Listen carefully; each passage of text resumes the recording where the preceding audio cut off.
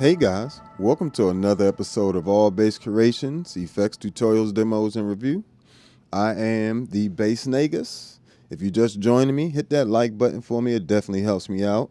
And if you feel like it, hit some reactions, all that good stuff when you hear things you like, and then subscribe. You know what I'm saying? So what we got up here today is this new pedal board I just built, you know what I'm saying? And shout out, first off, let's take the time, shout out a few people that's rocking with the channel.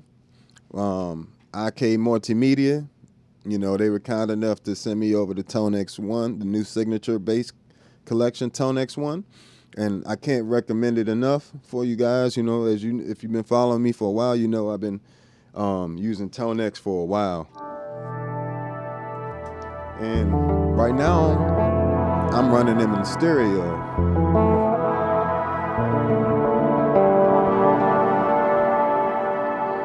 And I'm using a color box tone model. You know, by the way, all my ToneX presets are on Patreon. You know, head over to Patreon support if you would like to. And, you know, as well as Meris. Meris was kind enough to send me a Mercury X for review. As I tell you guys all the time, when people send me things, I always try to be transparent with you guys. I don't ever want you guys to think that, you know, anything else. So I just try to be transparent as possible. And that still means you're still going to get an honest review. That's one of my biggest things when I deal with companies. You guys, you know, they have to accept the honest review. So, but I can say this is the best reverb pedal I've ever heard and had a chance to play, to be honest. It has so many, before I forget, if you want a ToneX or a ToneX 1, you want to support the channel, you can grab one through the link in the description there. But good gracious, is this thing fire.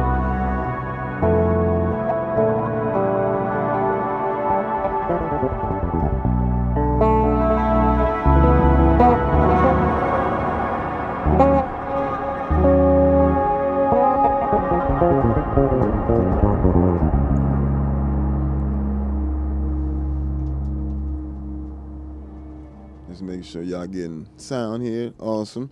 So, you know, this pedal actually replaced the, let me show y'all something real quick. This is incredible.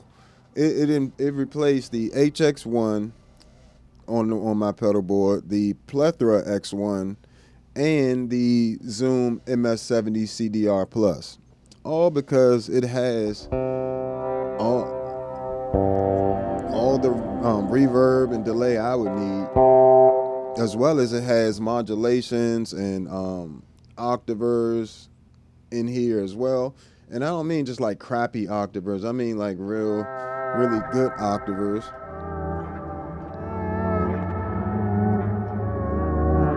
And you also get compression and limiting in there, so you don't have to have a separate compressor at the end. It's just I really like the Atlas compressor and the way I have it set up for my bass playing and stuff as well. So, but it has, you know, all the different types of modulation in there. You got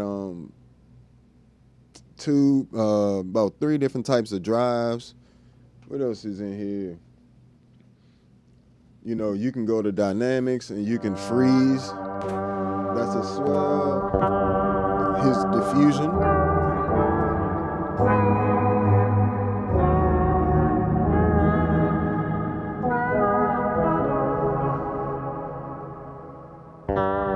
Just change that to limiting or freeze.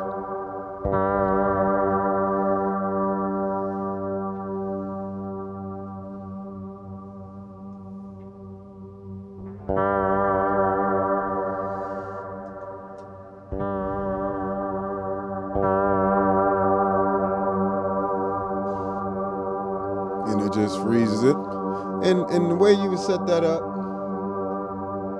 with the parameter knob here, you go over to You can do it with the foot switch. So let me see, do I have one hooked up? Yeah, I got an expression pedal hooked up. Let me unfreeze that real quick.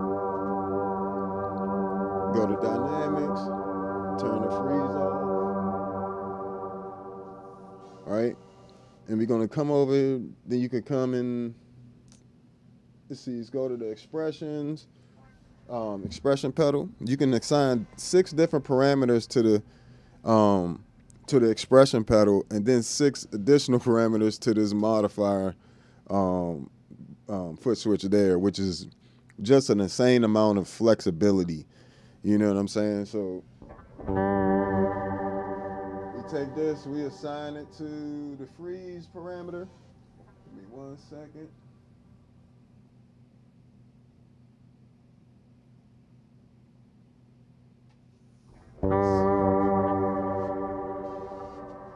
Make sure I got this hooked up right.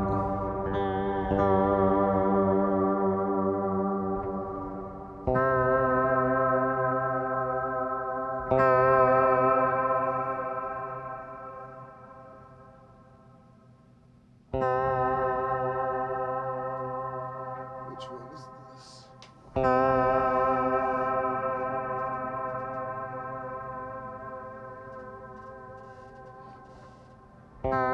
You just basically assign a parameter to your foot switch, and then bam, rock and roll from there.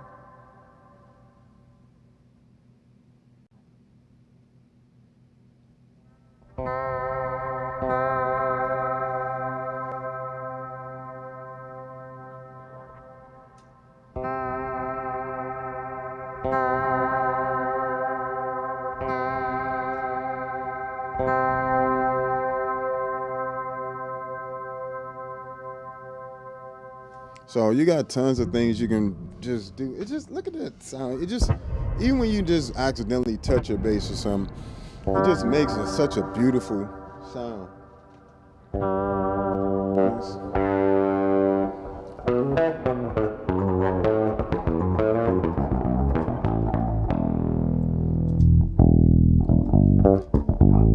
See, and it's even got like these preamps in there too. Say I wanted to do more of a guitar type sound.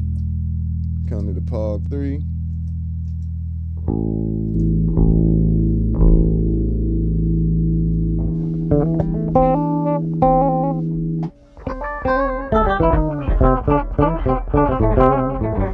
Pog 3 sounds great, by the way. The tracking is crazy.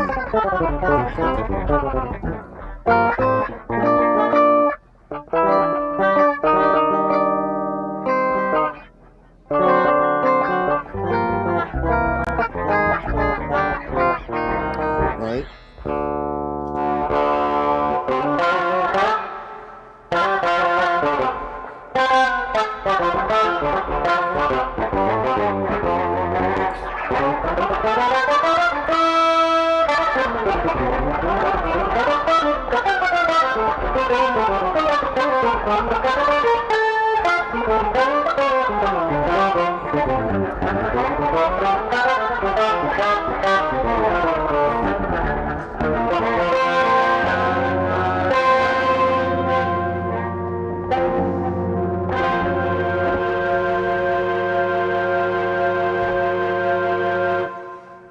So it's got some seriously amazing stuff.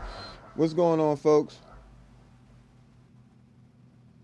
Yeah, so the Hog 2 definitely is out, and just for size comparison between, so I would say this this Pog 3 is about the same size as the Mercury X and the Enzo X. Just it's probably a little taller. Well, Hog 2, see how much bigger it is. So minus and the foot switch, you know what I'm saying, as well. So between, you know, the Enzo X and the Mercury X, they definitely have just completely almost not cleared out my pedal board, but just those two pedals alone cover so much. Like, and when you add in like the ToneX ones into it, it's they in stereo. You know what I'm saying? So technically, if I wanted to, I could have two different tone models running. I could have.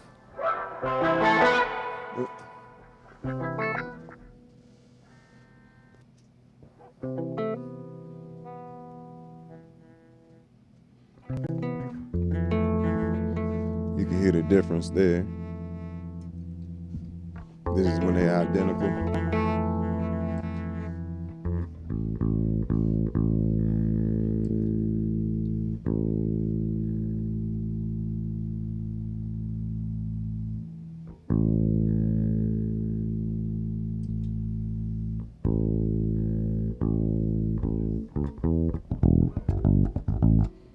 And I just change them.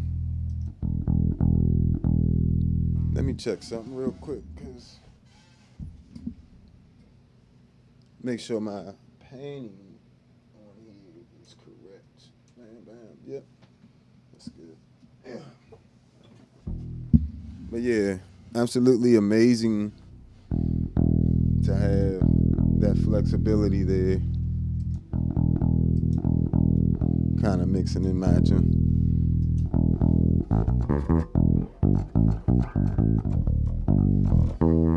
And these are, I try to keep the exact same tone prints together.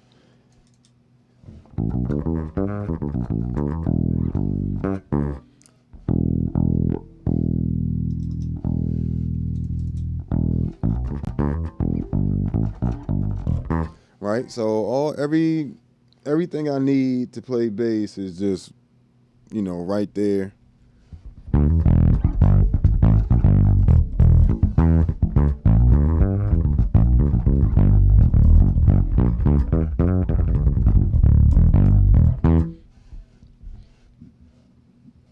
What's going on, folks?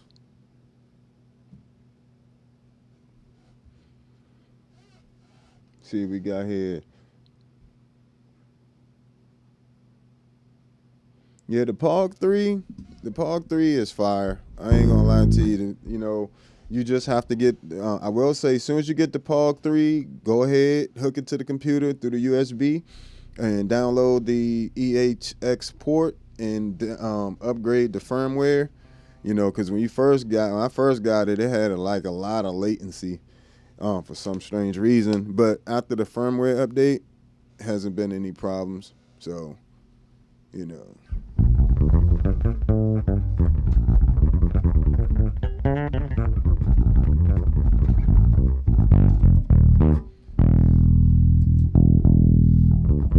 So I got two different amps. You know, on one side I got a color box and an Aguilar AG preamp running in one tone model, and on the other side I got this Mark Bass Big Bang from their signature bass collection.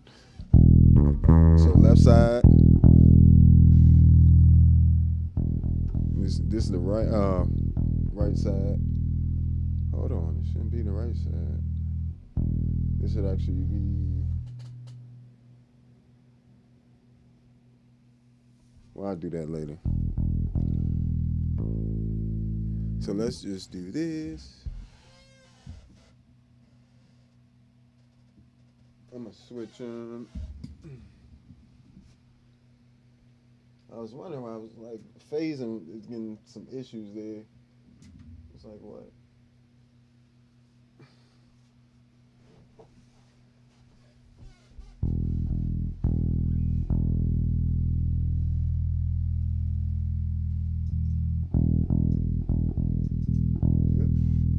There we go.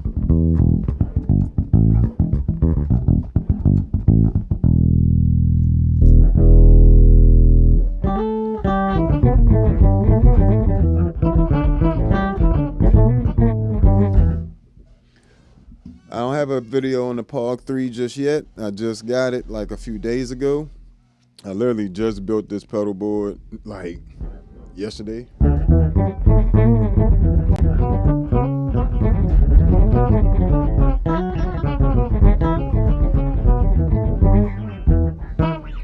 But yeah, you know, you can pretty much just create your nice little setting on the Pog, or use your regular bass sound.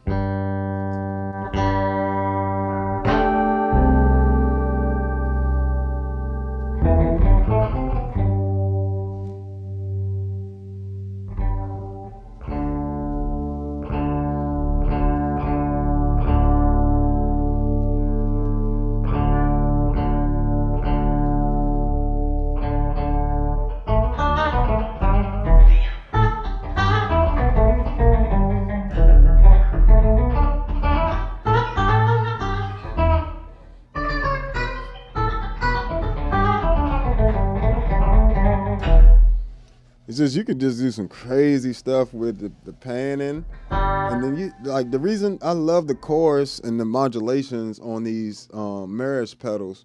So it literally took all the modulation pedals off of my board, you know, and not to mention I got a full featured poly synth right here if I wanted to, you know what I'm saying?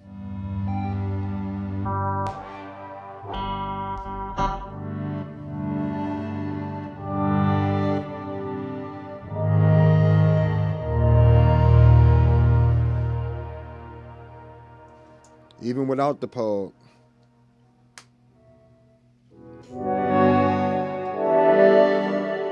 Let's go back to the color box on the ToneX ones.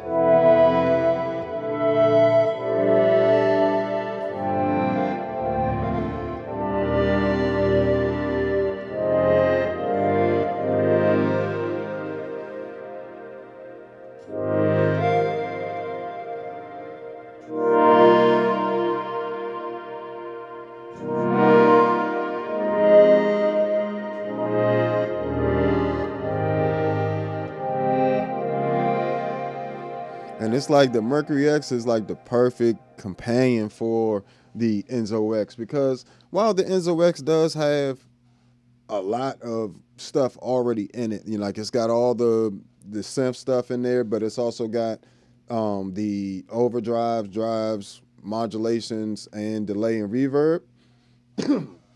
You know, because it's primarily a synth pedal, it has limited amount of those things. So it only has, you know, it has one of the algorithms from the Mercury X called the Prism, right? Which is one of my absolute favorite reverbs ever. And well, just so you know, I have the glove on because sometimes my fingers tips, I'm having a little bit of issues with them at times, and you know, we haven't been able to find out why, but when we do, you know what I'm saying, it's just, I think it's a circulation issue. So I just wear them when I'm first warming up, and then I'll probably take it off somewhere in the video if I feel the need to. Right now they're just chilling. But yeah, I don't normally play with a glove all the time, you know. It's just sometimes I choose to give my hands a little break. But yeah, you take something like the Enzo X and take a setting like that, and let's just turn off the ambient part of it. Right, we just leave the sound.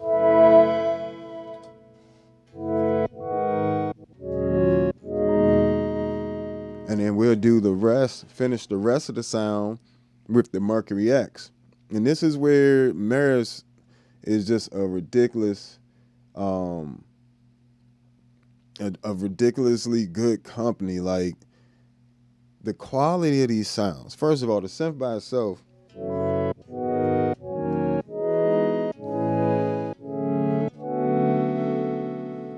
you take that and you add, let's just pick something at random, turn a knob,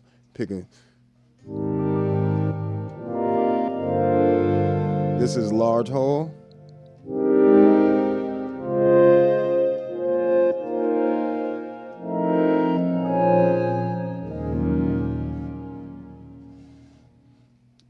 It's just the insanity of it. Matter of fact, let's turn these ToneX off real quick.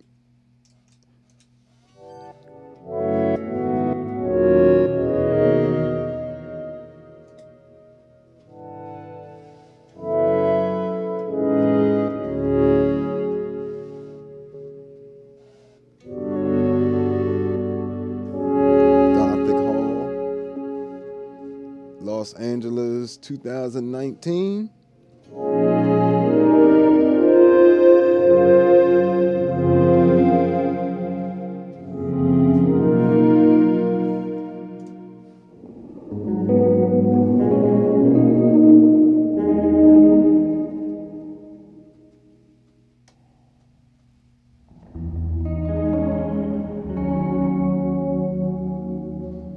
So even without that, it's still a killing, just unit by itself, the Mercury X. But when you start adding anything to it,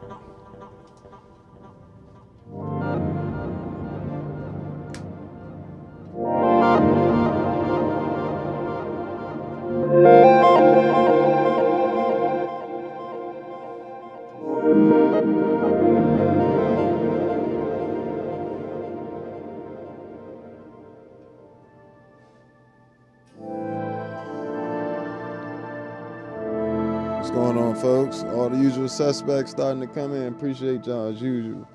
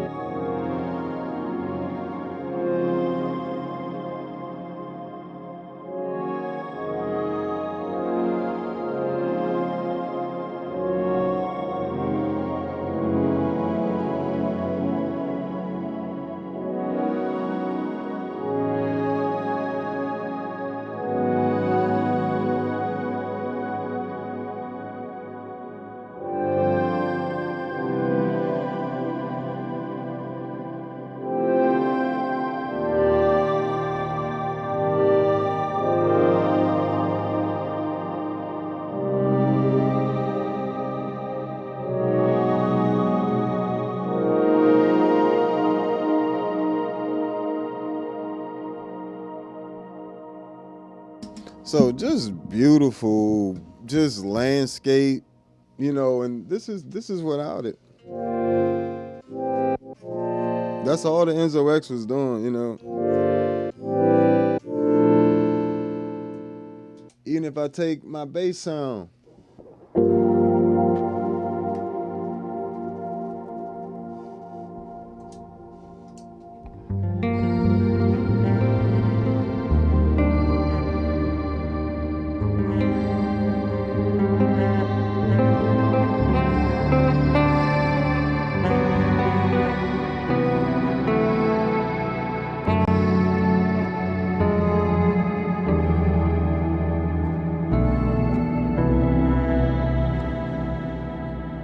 and you can set separate, pretty much separate pre-delay for each side as well. So you're not, stuck with just the basic reverb algorithms, and you definitely have this is probably the last reverb unit you'll ever need, to be honest.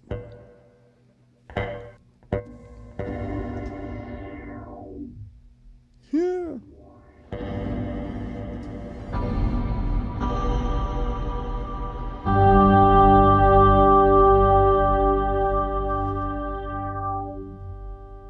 That filter.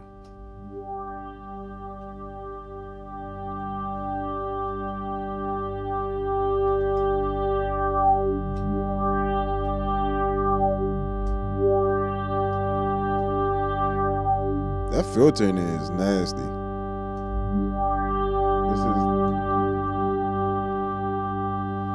This is by the Pog by itself. That's the only thing the Pog is doing.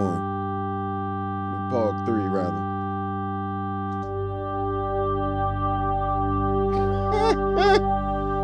Stop playing. Stop playing. Filter. Just ridiculous.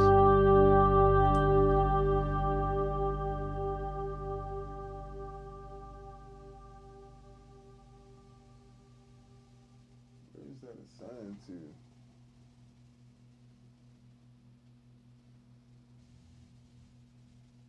That's crazy.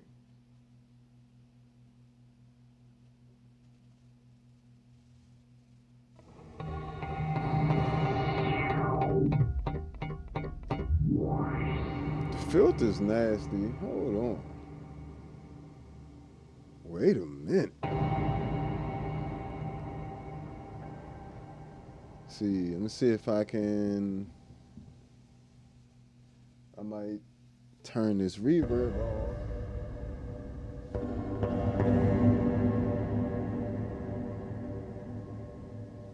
The hard part is let me see. Let me go to a patch that's not something. But yeah, I'm really excited about the new possibilities with the pedals like the Mercury X, the Enzo X these days. I got all my bass synth needs here, along with any sound. And the reason why, like I said, these yes, this Mercury X and the Enzo X, those are $600 pedals along with the Pog 3. But these are all multi-effects units within themselves. I appreciate that. Thank you.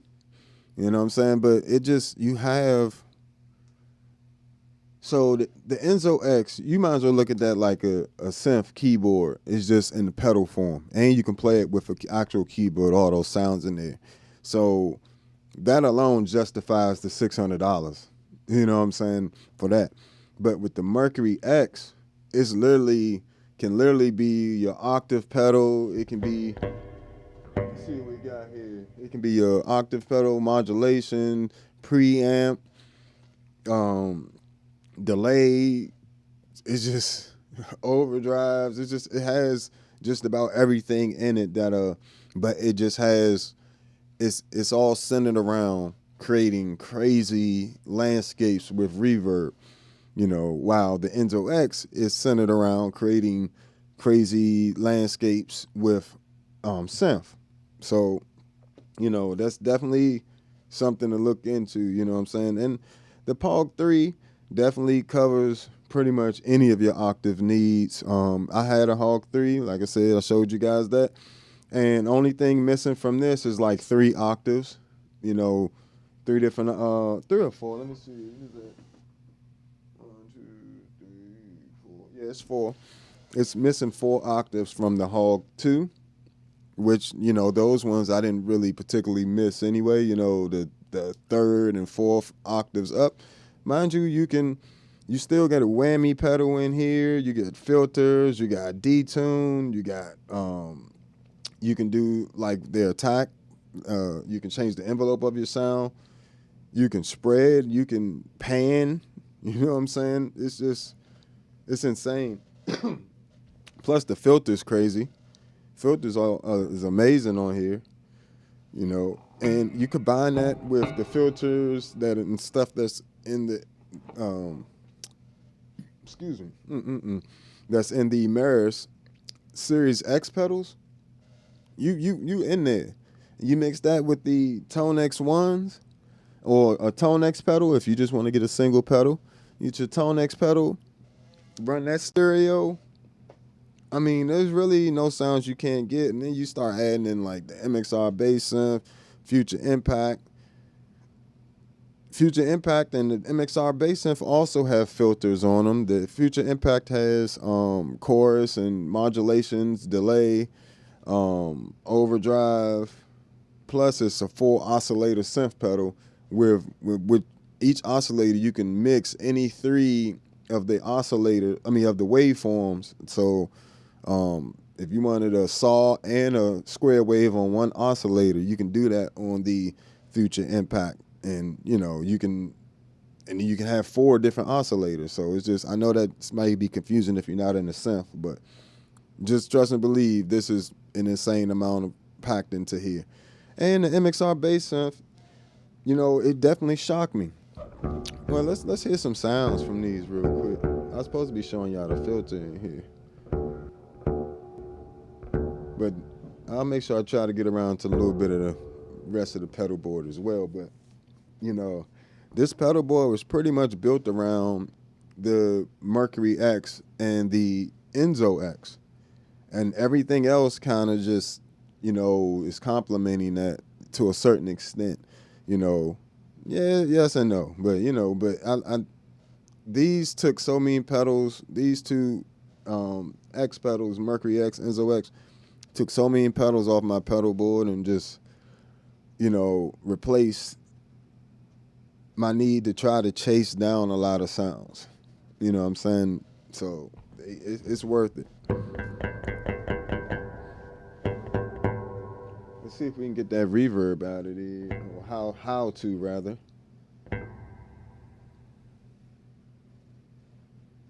Mind you, I just got the Mercury X, and I am already sold. Go to the reverb section. Pass it already.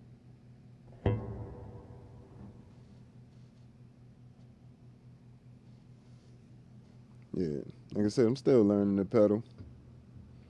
It takes a while to learn pedals, I ain't gonna lie to you. Pedals like these have a lot to offer.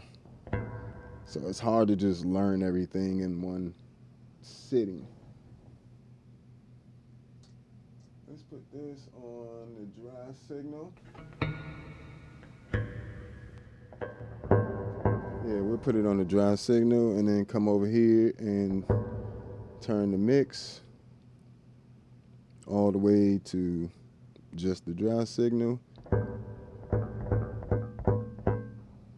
That should include the filter. There we go.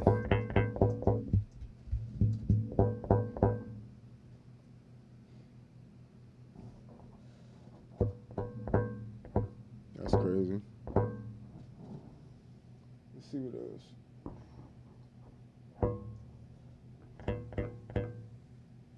That's that spread. Add some resonance.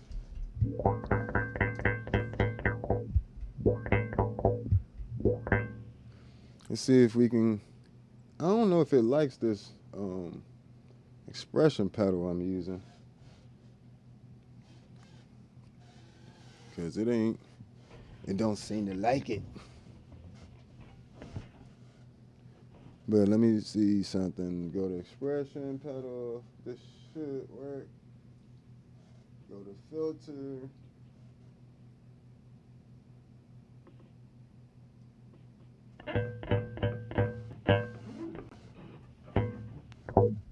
Yep, there we go. So now I can use the filter.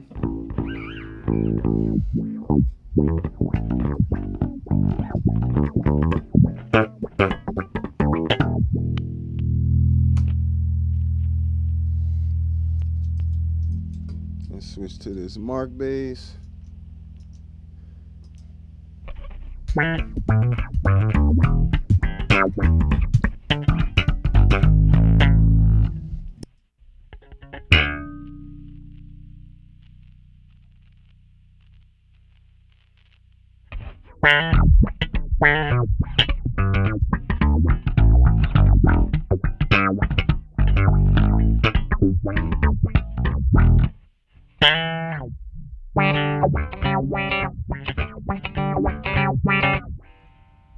so if I don't want that to go down so low, I can change that minimum frequency somewhere around there.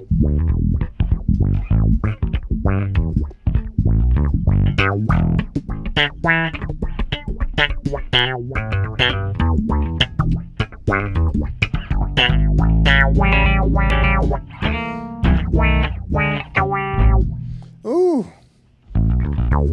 See what we got here in the comments.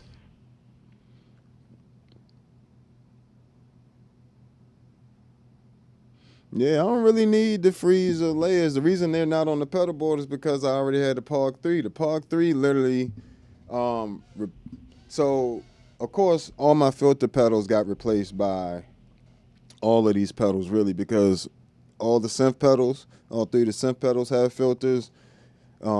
Mercury X has filters, and POG 3 has filters as well, so it's no need for filters. But in terms of the deep freeze, I can do all of that stuff plus more with the POG 3, so there's no need to really have a deep freeze or the MXR layers on the board at the moment. Yeah, they just replacing pedals. Oh, the ToneX one also replaced the Zoom MS-50G on my board and the MS-60B Plus. If I need distortions or anything like that, I can just use, or amp models or anything that I want to clone, that type of thing, I'll use the ToneX ones. So Spectra Comp got replaced, of course, by the Empress compressor. The POG 3 actually replaced the Deep Freeze, the Boss OC5, the MXR Poly Blue, and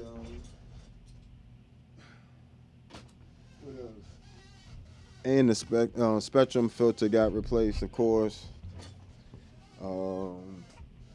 Yeah, but you can do some very interesting things with these pedals. Tell me that's not a funk filter right there. Yeah, the ARP sounds on the Enzo X is crazy. Let me see.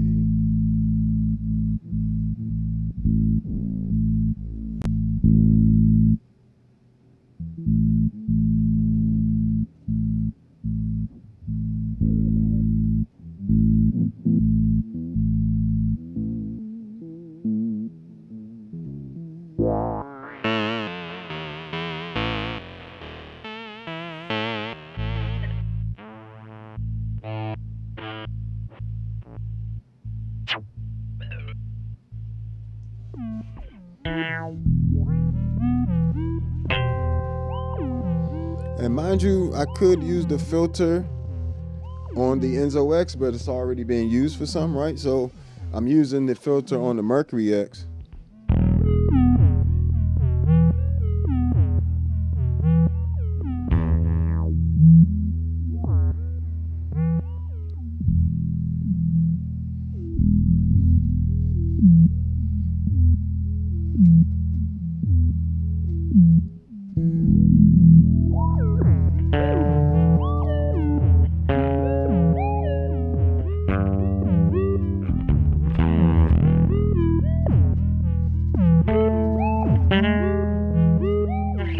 So you still get some just ridiculous sounds with that joint.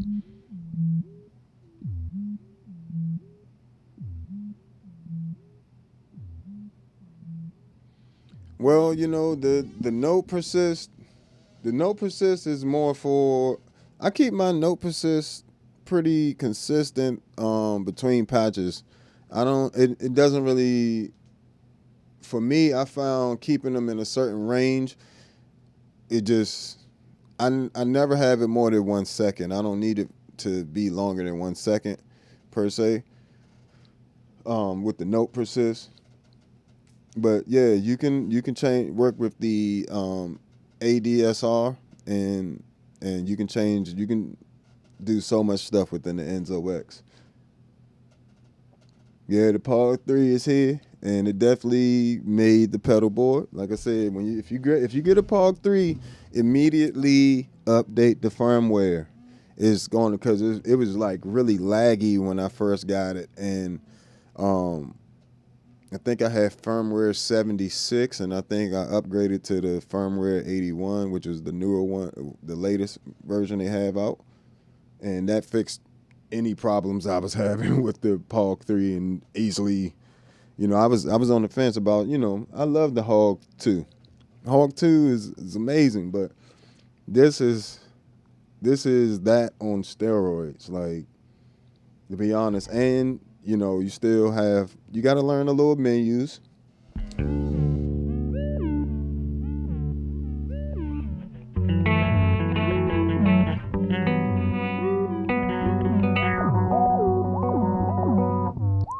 Now it's hitting different frequencies.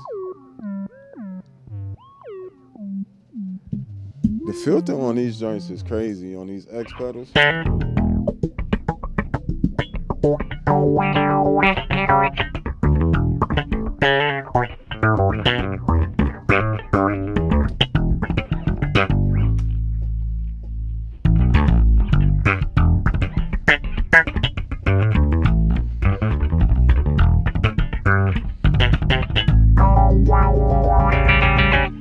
Yeah, definitely upgrade that firmware. You're gonna thank me so much when you upgrade that firmware. Now, if you just say I wanted to create,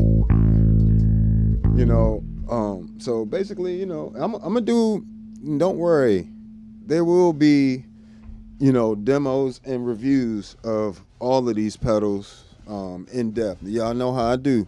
I pretty much do pedal series. I don't just do a review and a demo. I do like almost a series on the different pedals, and I kind of go through as many of the possibilities, and different parameters, and trying to show you guys just how to get the most out of your own unit. And, I usually, by the end of that, I usually have a whole preset pack ready for you guys to go.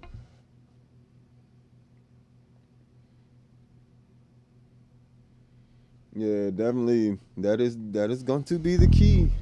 But now I will say I'm very impressed with the Pog 3. Electro harmonics. Y'all gotta hit me up, man. Stop playing with me. But I love electro harmonics as well. It's another one of the companies that you see frequently. Like, I still have all my Mel 9, Key 9, Ravish Sitar, V256, vocoder, Blurst, the bass balls. Oh, this joint can get these joints have a can get that baseball sound as well, and the Future Impact can do that as well. But yeah, I still have those pedals, and I'm just gonna. This is my main gigging board, though. This is, what I'll pretty much be gigging with. It's only one plug. All this is powered by True Tone CS12, and so all 9 pedals are powered by one plug. I come in, plug in, bow, out of there. I'm also running. Only other thing that's running right now that's in the line is a Jamman Solo HD. So I come out of this board, coming out of the Atlas into the Jamman Solo HD, and then into a Canvas stereo line isolator, and that helps out a lot. Yeah, the Pog 3 is going to take some digging into for sure. See, I did a few patches.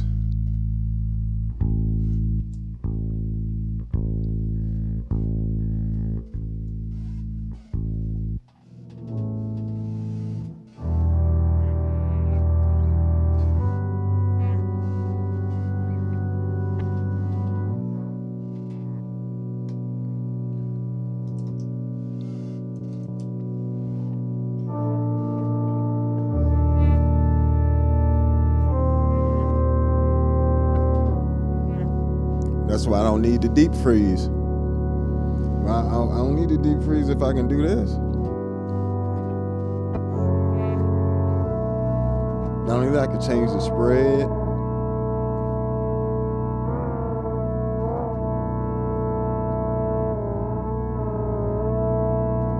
Big spread, detune.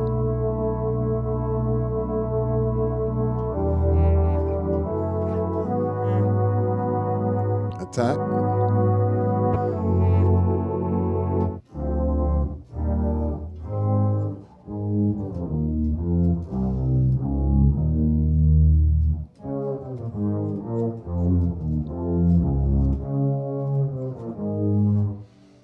You got all this stuff right there, you know? You even got glissando. Everything the super ego.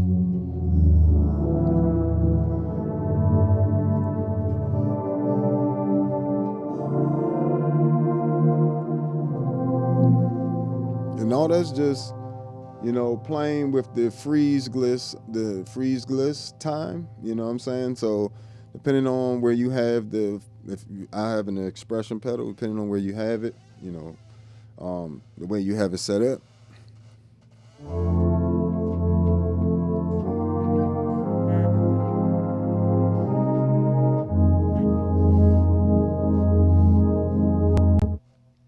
And not only that, but you can, like I said, I got those panned out. And you start adding that with just all the foolishness from the Mercury X.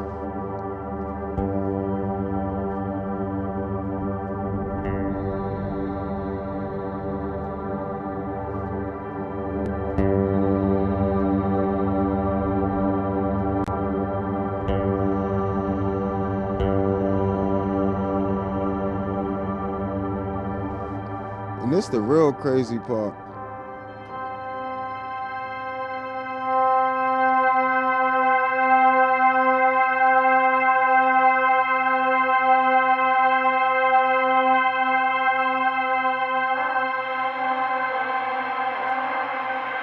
I'm just moving this spread.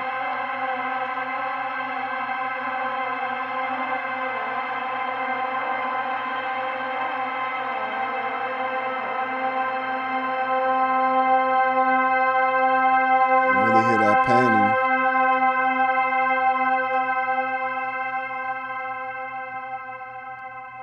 You know, one of the main things I'm trying to see how I can work it out is to get my male 9.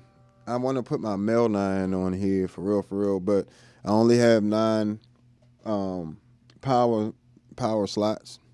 So that's why I'm limited to 9 pedals with this pedal board.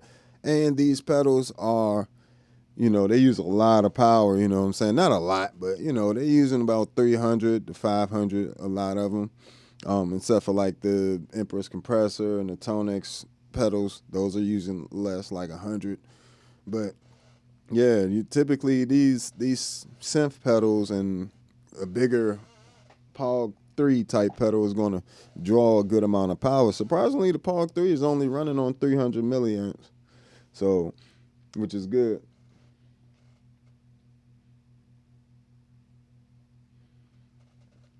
Yeah, the POG 3 definitely, you know, there's not really hardly any bass stuff on that or the Mercury X.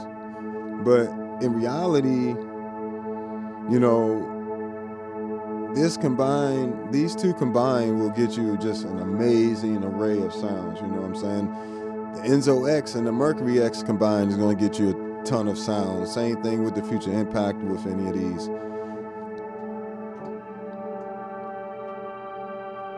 This is just sickening.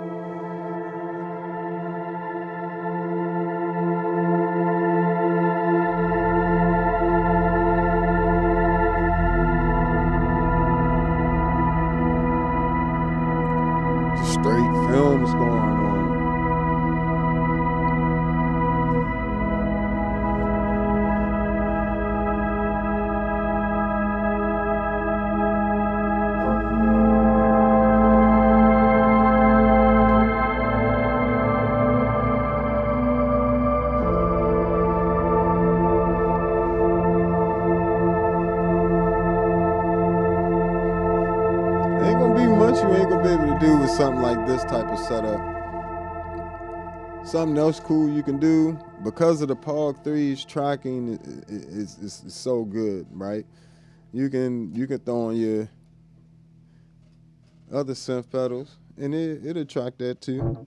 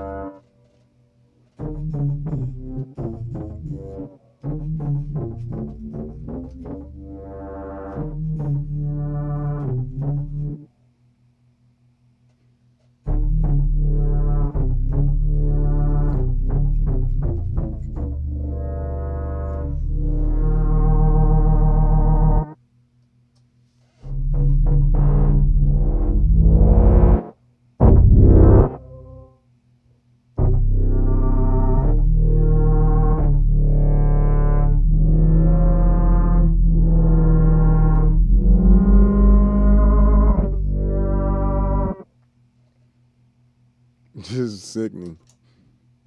Of course, the Future Impact by itself is going to give you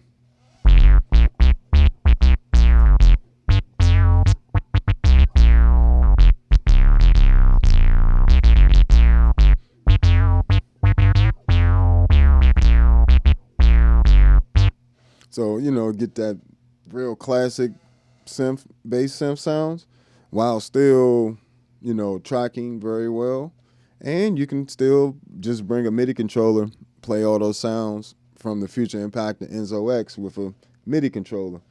And you can actually use the Future Impact V4 VIP to play other synths as well. So if you have a control voltage synth or a MIDI enabled synth, like a motif or something like that, you can simply take the MIDI out from the Future Impact and go to the MIDI in, set them to the same channel to receive.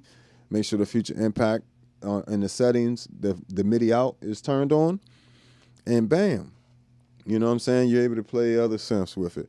So this is really like a complete bass rig, like bass synth rig. I have all the modulations, all the octaves. This is literally the best of really everything that I like at the moment. You know what I'm saying? The Empress compressor is my favorite, and Atlas compressor are my favorite compressors, the favorite analog, favorite digital, favorite amp models, the ToneX. You make sure you go to the description if you want to grab some ToneX stuff.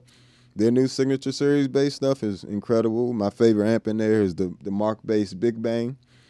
And as well as the Ampeg, I think it's SVT CL in there as well. But best polyphonic octaver, and Meris has the best. I like their modulations the most out of everybody's, like in terms of a particular brand's modulations at the moment. So I'm feeling just good gracious Future Impact. Come on now. That's a heavy sound.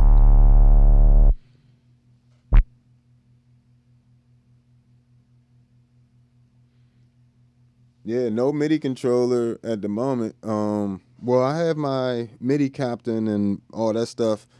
I haven't set it up for MIDI yet. It's going to take me a while to set this board up for MIDI. See, Future Impact, POG 3, Enzo X, and Mercury X all are going on MIDI, and I will be able to switch patches. I just have to literally wipe my MIDI captains, all those commands out from my previous setup and reprogram it to work with this setup. It's actually right here on the floor. I don't know if y'all can see that, but it's right there on the floor. So when I'm talking about MIDI controller, I mean like a keyboard MIDI controller. You can hook up a keyboard MIDI controller and play the Future Impact and Enzo X. But yeah, I am still going to be using my MIDI captain and the CMM H2 MIDI Pro to control a lot of this, because on stage I don't want to be fiddling around.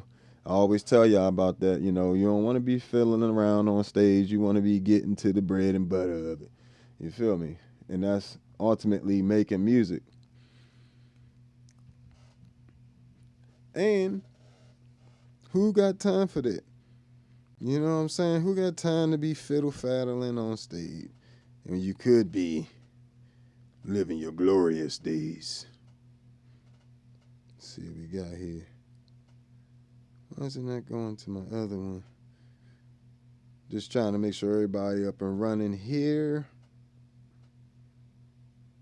Thank you guys for your patience today. Those of you guys that tuned back in. Future Impact, stupid.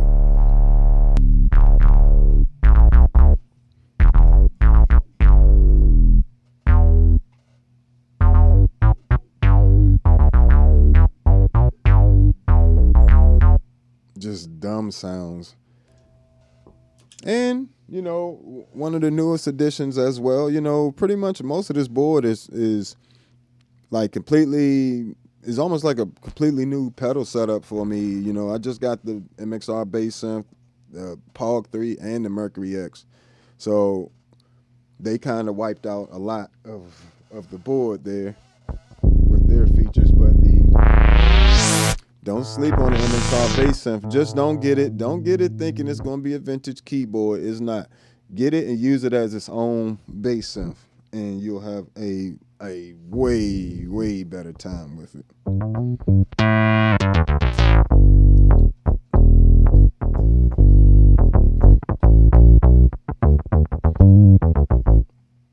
Let's run this through the Mark bass.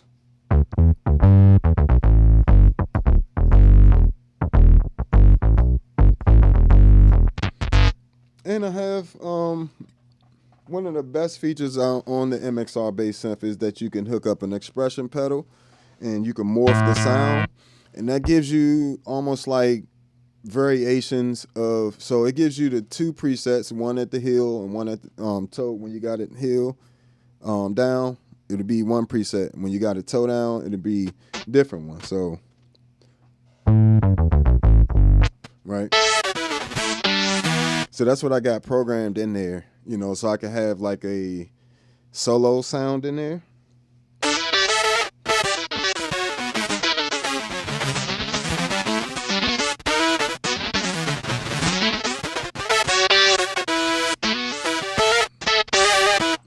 Right, and so I can go back and forth between my bass sounds.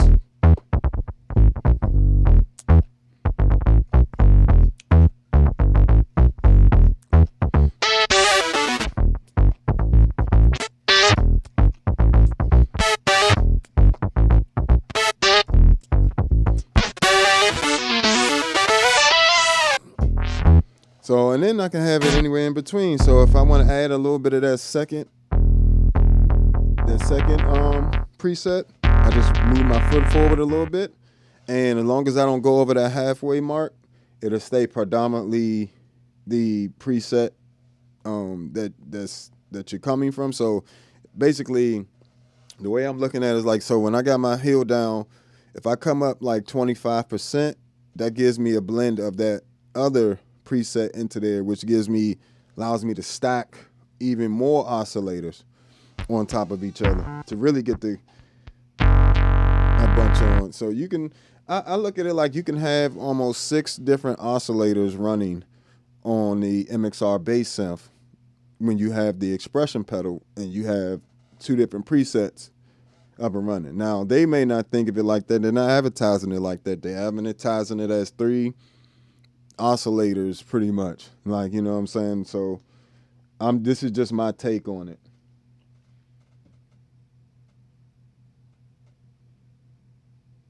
Yeah, definitely, you know, I have a video on the MXR bass synth already.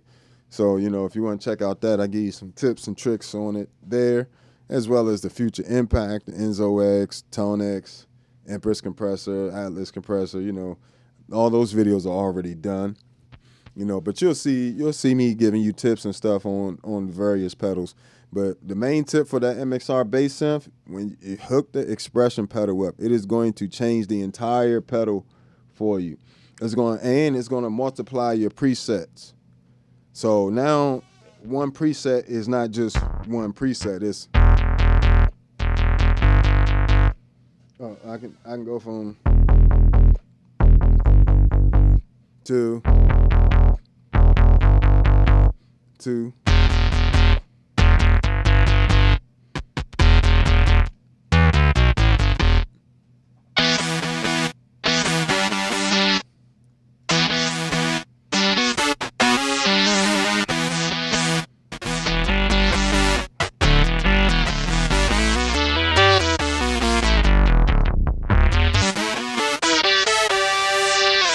All I have to do is just set the expression pedal to a certain place, and it gives me those different combinations of sounds and oscillator mixes. Because this is held down. 25%. About there. Halfway. 75. All the way. So you got to set it up so that you have, it like multiplies it into, let's see, what was that? 1, 2, 3, 4, 5. I would say about 5 different presets per preset slot with the expression pedal. I hope that's making sense. So by changing, just having 2 different synths set up and just rocking, moving your foot to when you find that spot where you like the combination of the 2, and then bam, that's how you get your more complex synth sounds with the MXR bass synth. See, I have this one program and that one program. Now I can mix them.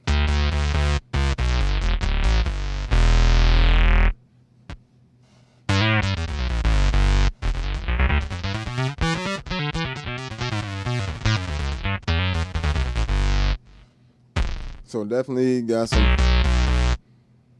some go to it.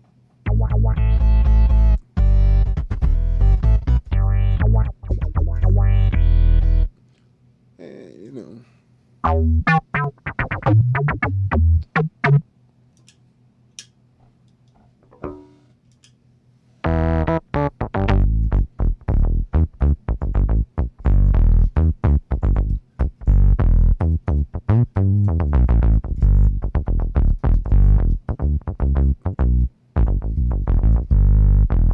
So, yeah, this pedal board pretty much it isn't really any bass sound I'm not going to be able to get to, or synth sound that I'm trying to get to that I won't be able to get to because of the amount that each pedal will do.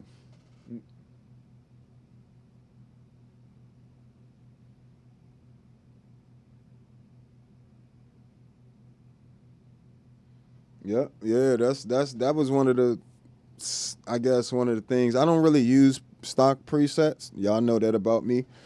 I use so when I got the MXR bass synth, it just kind of sounded like a toy. Then I started doing some, playing around with it more and letting it stop trying to get it, because this is what I don't like, that they advertised it like it could actually get you those Michael Jackson Thriller sounds and all this. It's not. It can get you close. Like, I actually got a patch that's close with it. And this is one I made. So that's close, but the the Future Impact VIP, V4 VIP, gets you spot there. And you guys been following me for a while already know I've kind of shown you this sample a few times. Let's see where we are.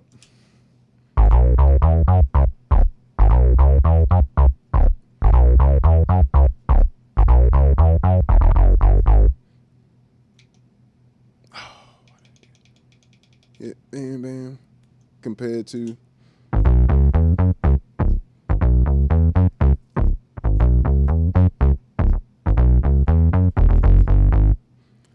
that'll do. Say you don't want to buy both pedals. You know what I'm saying? Because they are around the same price. This is like $285. Future Impact V4 is like VIP is like $350. So it definitely just a slight price difference, but Future Impact does have way more functionality. But a beginner or somebody just that really doesn't know much about synth at all, but really wants to be able to have something to play around with and do some stuff with, the MXR bass synth is a lot of fun.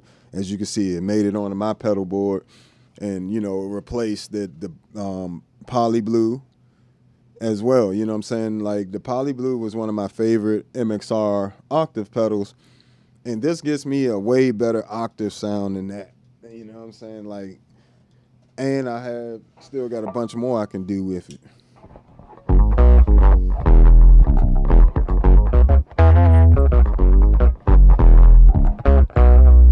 Oh, that's just stupid.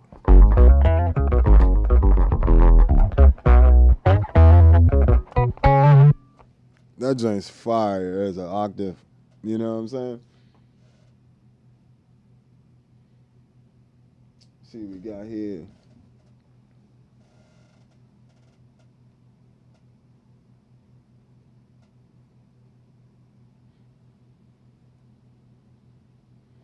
Yeah, definitely. I'll be doing some live stuff.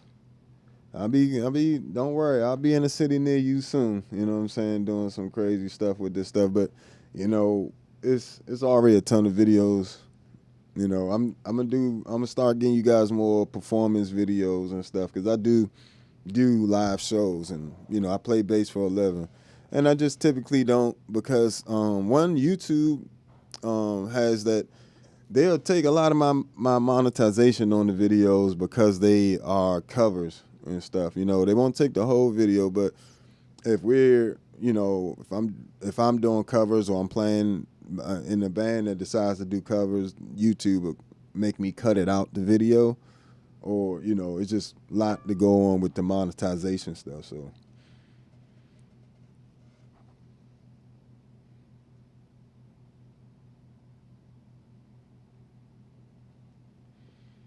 Yeah, I definitely understand, and definitely check out the Future Impact. You know what I'm saying? What you do, you bring it in, you get it shipped, right? But you get it shipped somewhere else. They'll get it shipped to the house.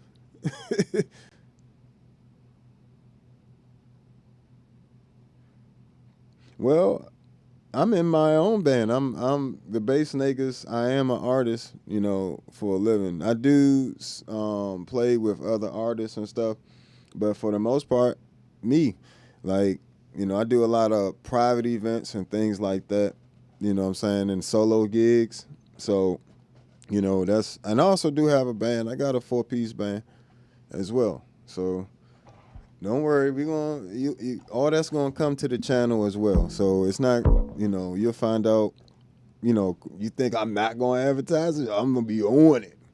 Guys, they have some people at a show. You up in Pennsylvania? Yeah, I'm down in Maryland. I'm not far at all. I live right outside Washington, D.C.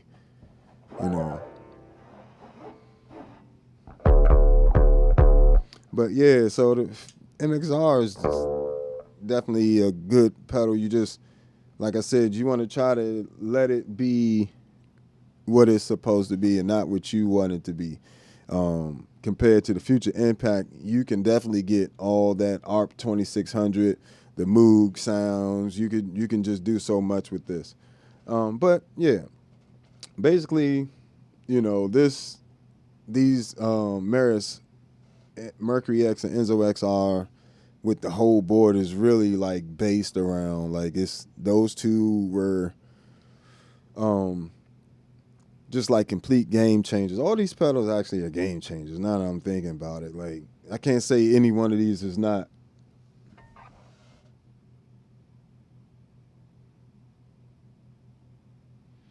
Yeah, you know what I'm saying. You send it over to wherever you gotta get it. Get you one of them Future Impacts. I wouldn't lie to you. It's definitely worth a chewing out, getting yelled at a little bit. So it's worth it. And any of these joints, but I'm thoroughly impressed with all these particular pedals. So any of these, you don't even have to hesitate. Yes, I'm recommending every single one on this pedal board.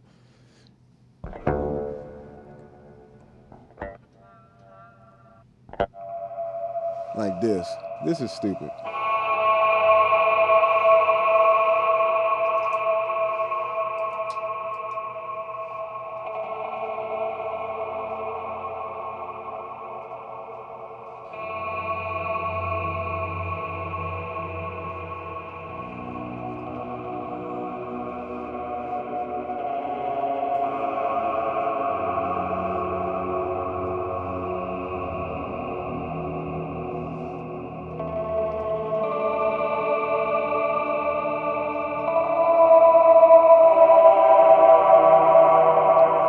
That's literally all the Mercury X. That's all the Mercury X. Yeah, and you know the cool thing, the cool thing about this Mercury X, man, it surprises me. I'm glad the presets.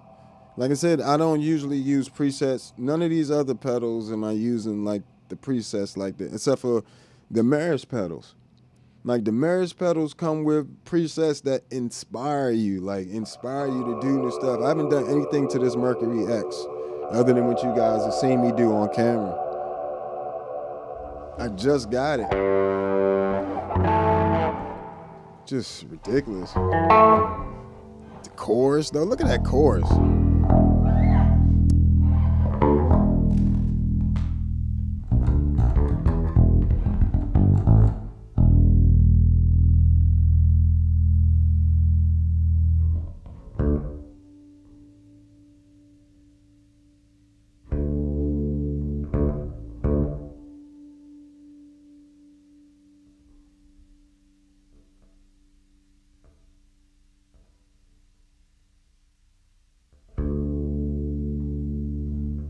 You can even reverse the pre-delay. That's crazy. And then you can change. This is ridiculous.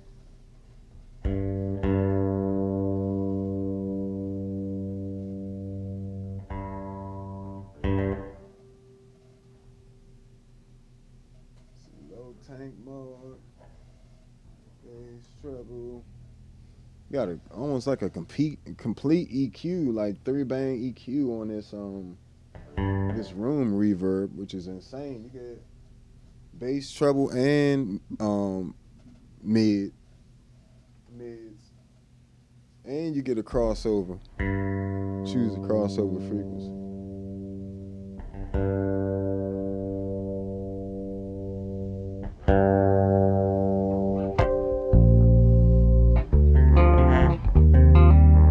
Oh, the chorus is crazy. Let me get to it so I can. And they got this transistor preamp on. Right? So it's the tube, transistor. I like the op amp.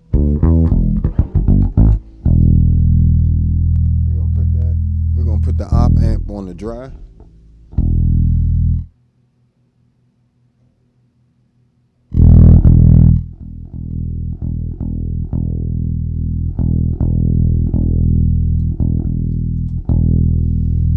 So without it,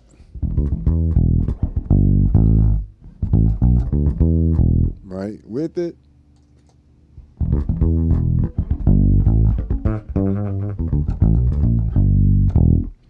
that's a nice preamp. Give it a little boost. We're gonna come over to filter.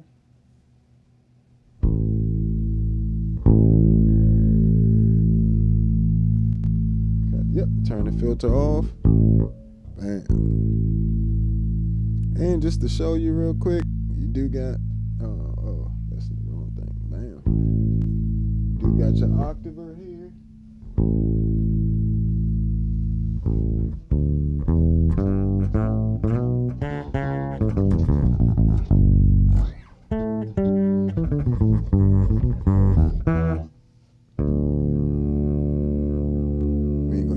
But you get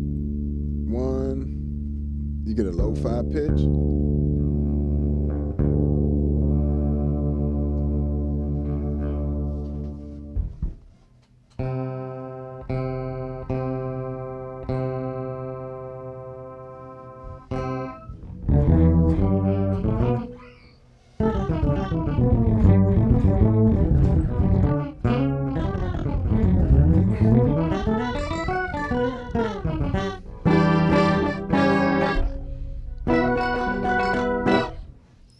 you even get the octaver aspect in the Mercury X. See what we got here. Feel free to ask me questions about this joint too. You know, like I said, I just got the Mercury X and the Pog 3, so I am still, you know, working my way downtown with those ones. You know what I'm saying? There's a lot to unpack, you know. Luckily with the Pog 3, I already know what sounds I need to duplicate. So even before I sell my Hog 2, I'm going to sit down and just try to recreate as many of those sounds in the Pog 3 as possible. You know what I'm saying? But this Mercury X, like I said, I just undid everything I just did. But yeah, it's something else. So we turn this filter off, see how fast I can get it back.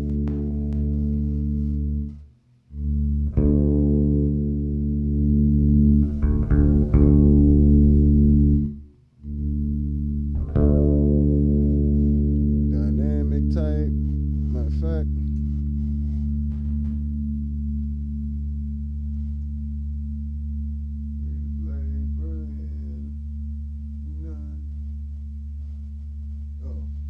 Straight pre-delay blend on that, and then here.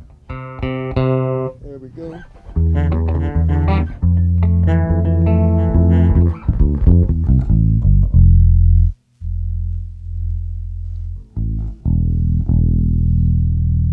The thing got some power to it, don't it?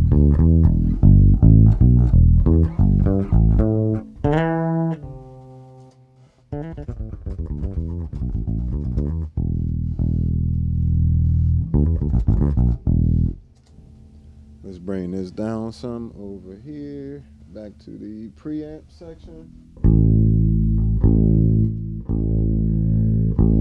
There we go. So now you got your nice chorus sound there. I'm gonna go ahead and save that. And the other cool thing is these Meris pedals are made like for desktop as well. So you have a button above that light is also a preset button. If I want to change presets, or if I want to just save a quick save, I can I can save a few different ways, but I can just press and hold this button here, or I can press and hold the foot switch and you'll see it blink.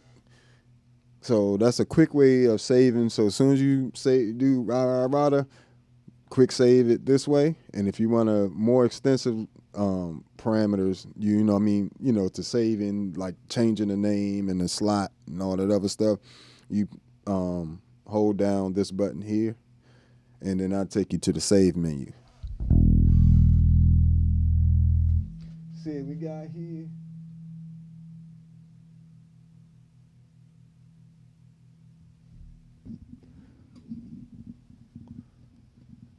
So we see what we got here. Only reason I passed on the Mercury X is because I'm only looking for smaller pedals to lighten the load on my pedal board. My largest pedal is the Boss GT 1000 Core.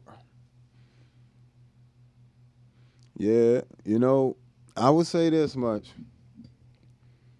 The Mercury X will, even though it is a bigger pedal, like it's not a small pedal. But, like, do you see how many pedals it replaced, though? Let me just do a size. Let me just pull up the pedals. Let me grab the pedals real quick. Let me show you something. This is why a pedal like this is so valuable.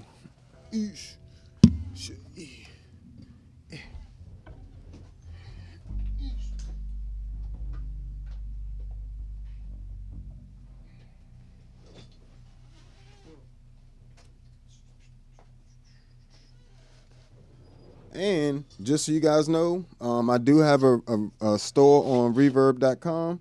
So all my pedals that I'm getting rid of are listed on the reverb.com. If you go on reverb.com, all bass creations, you'll find the listings. They are for local pickup only, though. I'm not doing any shipping. And like I said, I'm right outside the Washington, D.C. area. So, you know, holla at me.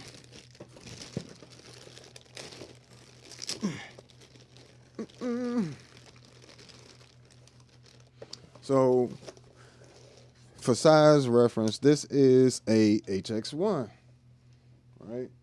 HX1. So it's the HX1. You know, you see it takes up like these two. So it's like half, right? So you got that. It also took out the plethora X1. So you could put that there. So it took that out. And it also took out the MS-70 CDR Plus. So technically I am saving space just by switching to a Mercury X. And technically I spent more money buying these 3 pedals. You know what I'm saying? Because the HX1, this is 300. These is like 150. You know what I'm saying? You can catch the Zoom ones on sale for like 120 sometimes. And then you also have the plethora X1, which was 179. So, you know what I'm saying? Just with those, you spending the same amount. You spending the same amount, but it's harder to get them to talk together. You know what I'm saying? Because everything is inside of the Mercury X, the preamp, the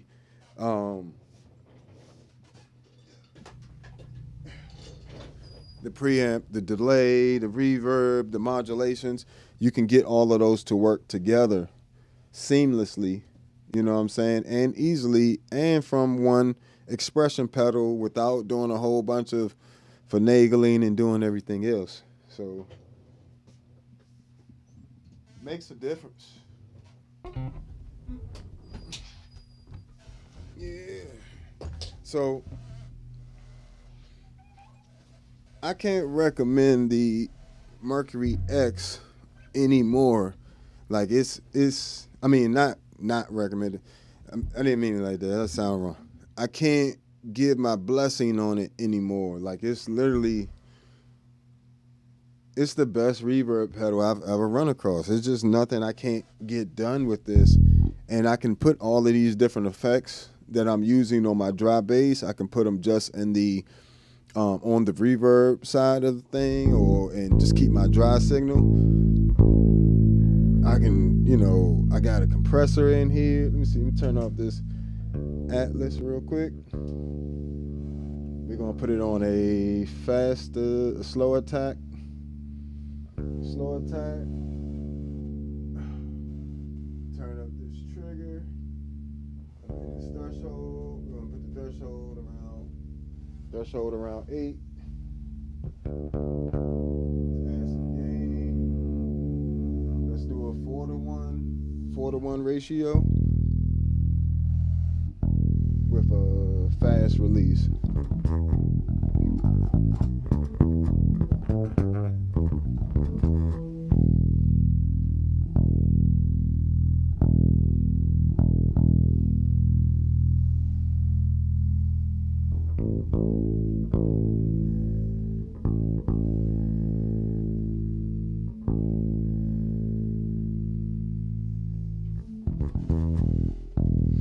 All right, so from here, I just go turn it up.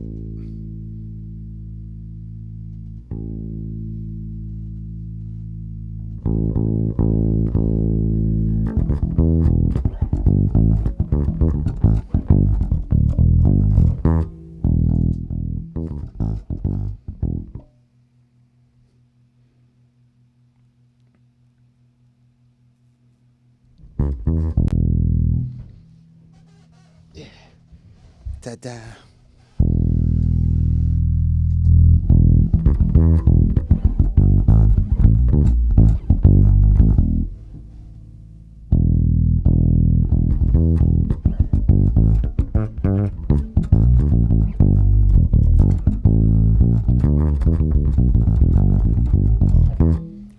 think you might be able to just gig with a Mercury X. I might have to try that. That seems like a fun challenge. Can a bassist just gig with a reverb pedal? Is it that good? Let's find out. Let's turn all this other stuff off. We're going to turn off the Empress. We're going to turn off both of the ToneX pedals and everything else. So this is literally just my dry bass.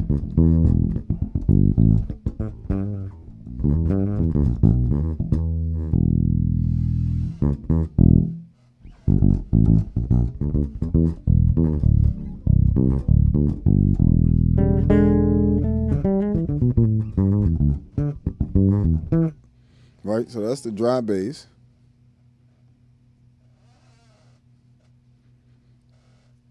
Dry bass. Kick on the Mercury X.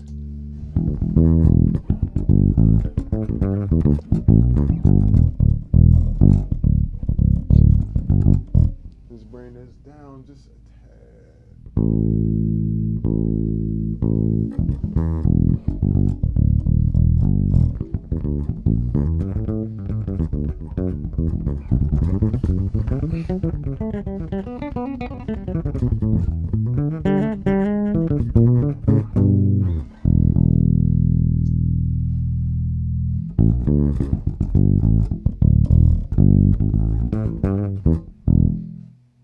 That don't sound bad.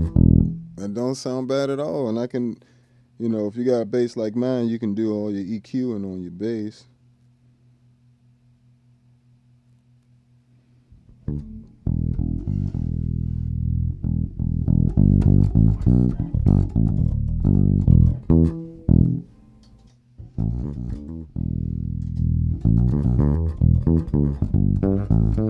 That is a nice preamp. I ain't gonna lie, that preamp fire. Let me see. I got that. The chorus is on right now.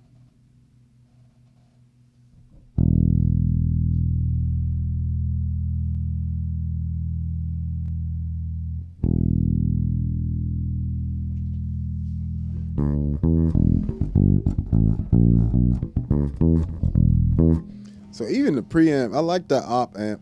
I found that out on the Enzo X that I like that as a unit in general. It has a nice tube warmness to it, like not even like a tube warm.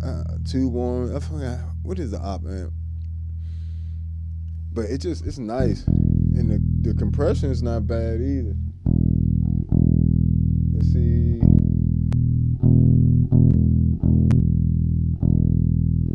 This side, this compressor, the compression link allows you to compress each side differently. So if I want,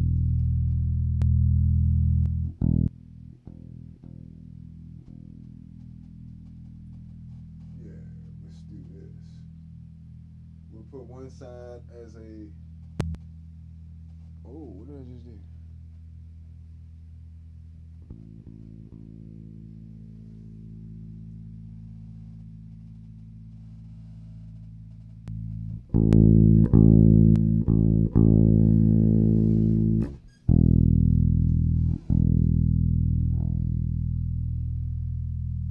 There we go.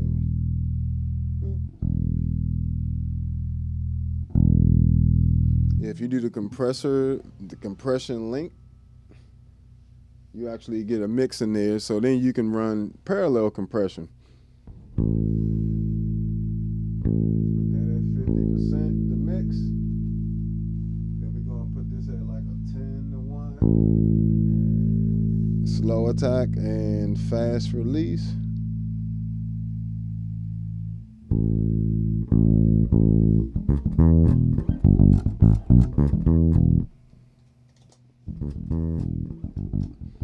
It's gonna be hard to get them to be the exact same volume, but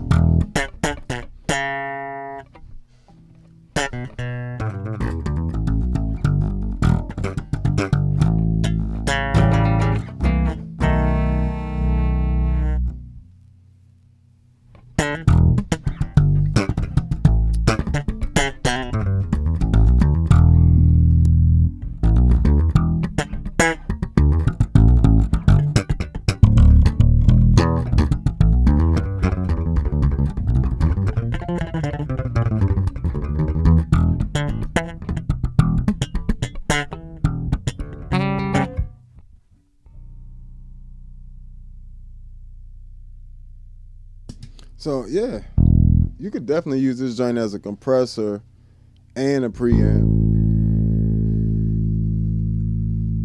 and just have it set up. I think I'm actually gonna save this because this actually sounds pretty good, and I can use this as a starting point for some stuff.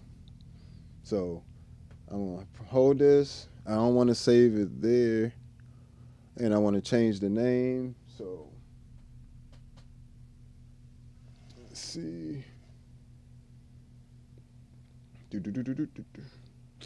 Put this as Negus preamp. I'm sure it'll make it to the preset pack. But yeah, that's why I always tell y'all, I be, you know what I'm saying, I be always on the lookout for good settings for you guys, and I don't like to lose them. So I just go ahead and save them immediately. You know, bam, and put this as preamp. Now you do, you know, this takes a bit of patience to name them. You know what I'm saying? Takes a bit of patience. Yeah.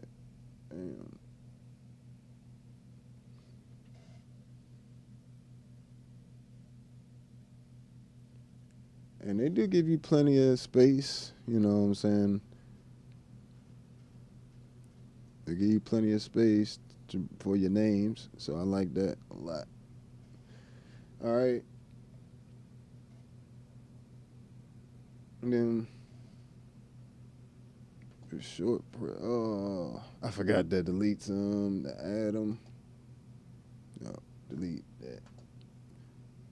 Move that over. Add. Turn. Preamp.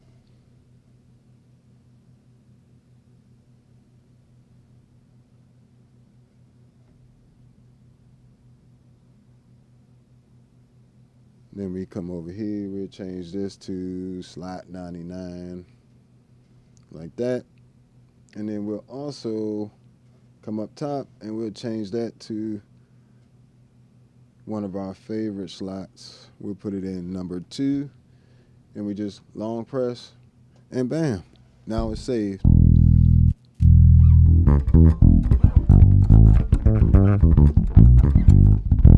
Tell me that joint don't work.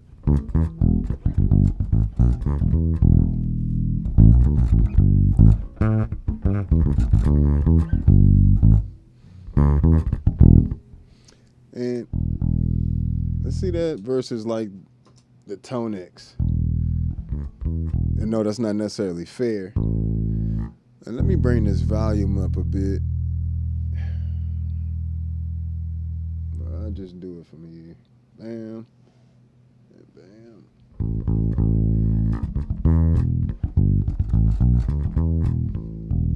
Well, let me just go ahead and compare it to my usual setup.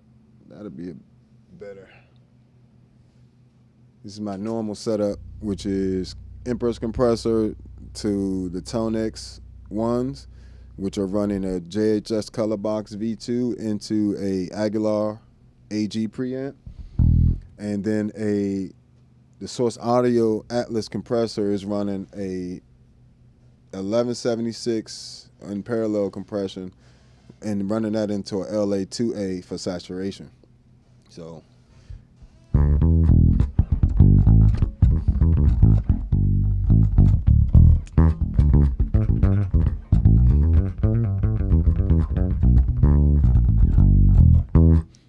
that's the usual setup. And the Mercury X.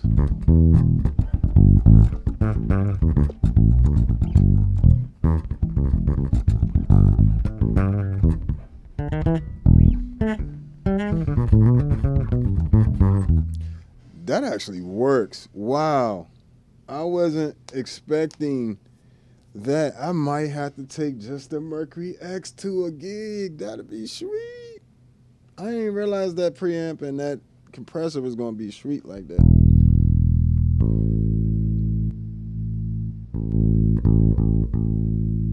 That is beefy.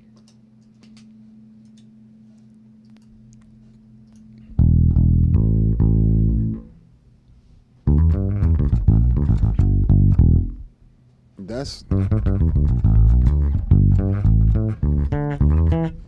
the ToneX, that's the Empress, the ToneX, and the Atlas compressor.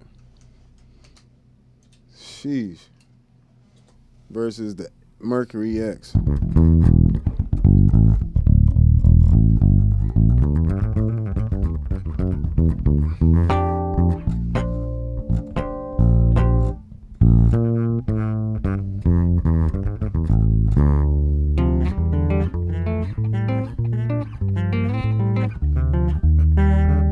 Wow.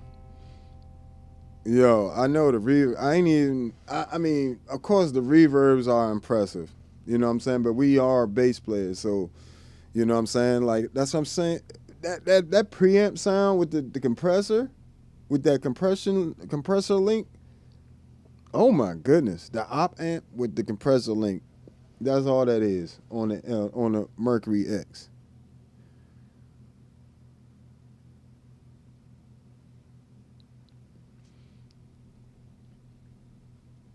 Yeah, I'm glad it's sounding good on your end. Sure enough, sounding good on my end. Let me see.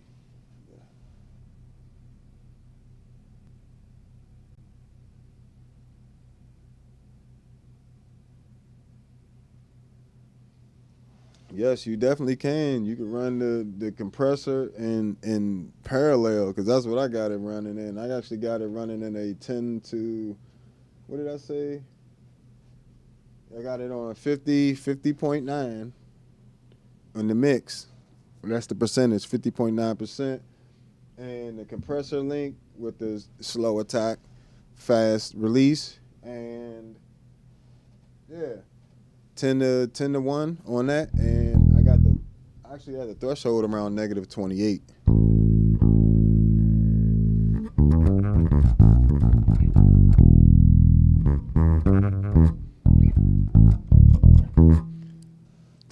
That is crazy. And then you can still come back over here to the preamp, and I can, if I want to use this as a distortion pedal, right?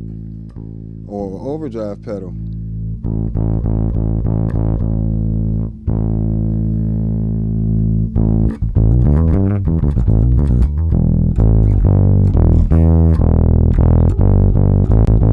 Now we getting some breakup, but we also have other things on here. If we want a little bit more breakup, we come to this tube amp.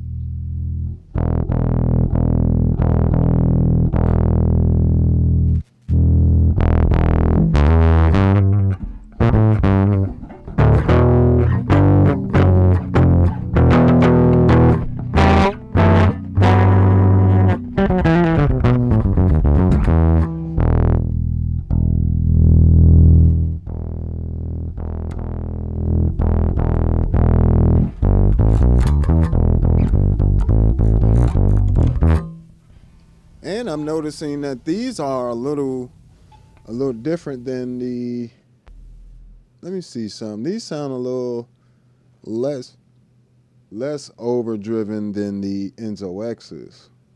Let me just check it out. Go to dry hall.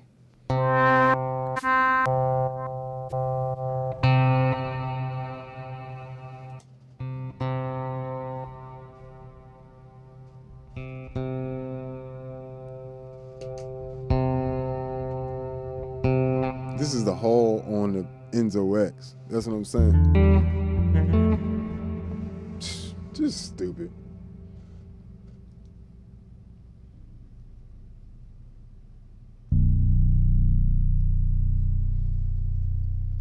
Check out these drive types real quick.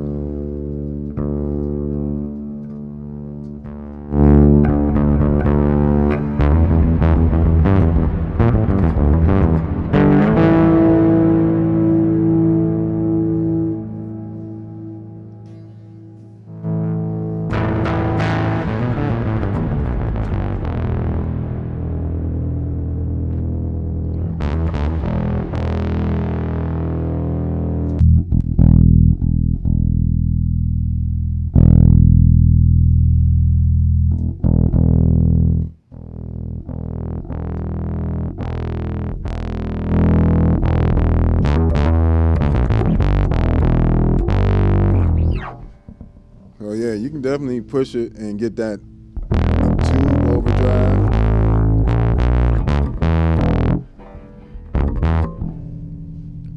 Oh, what's going on with this fingertip right now? It's irritating though.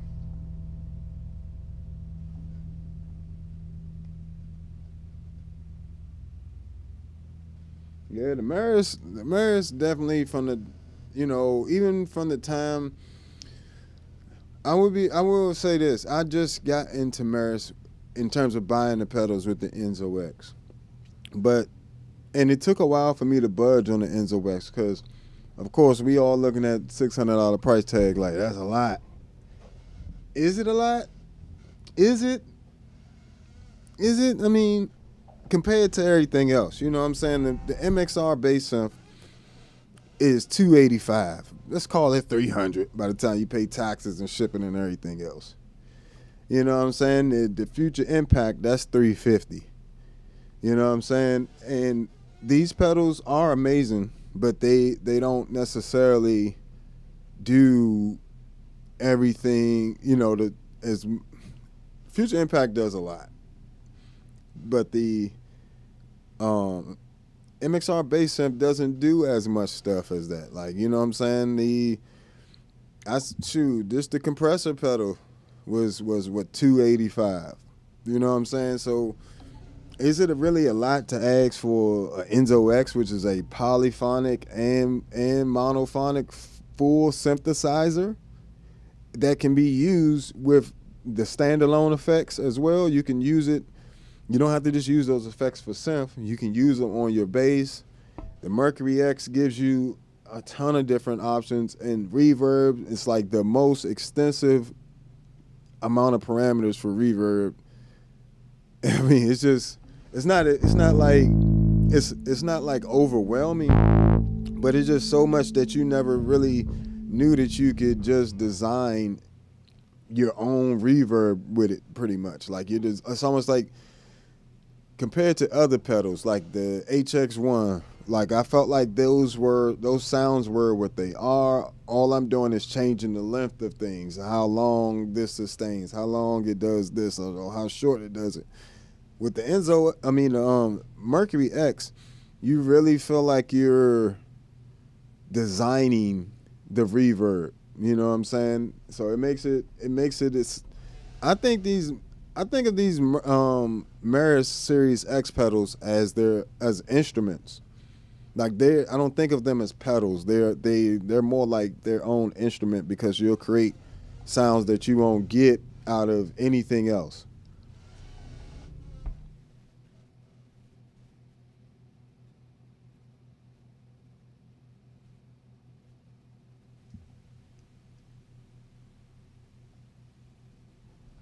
Yeah, I mean, the Enzo X sounds is just insane. So I mean, it's just one of those things where you be just sitting there wondering, like, who came up with this? Like,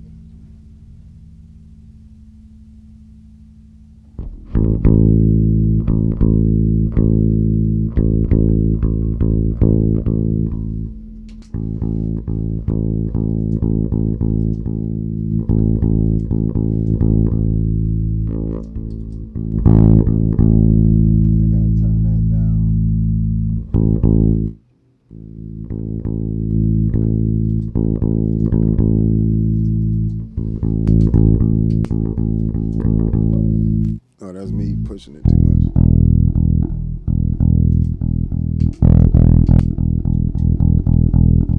I'm just trying to make it the same volume as this Atlas. Yeah, that'll work. And then you just press this button and you quick save. But yeah, let's go on to, like, I already showed you guys the filter. The filter's nasty. And like I said, you got the micro shifts.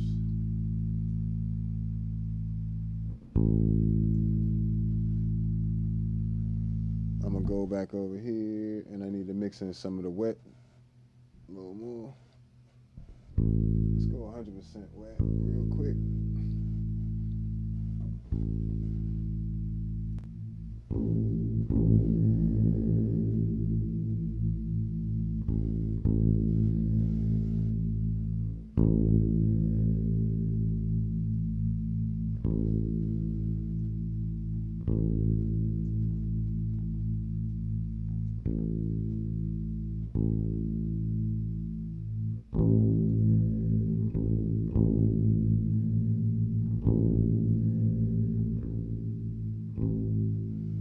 So basically, this micro shift is almost like a detune, and it has two different.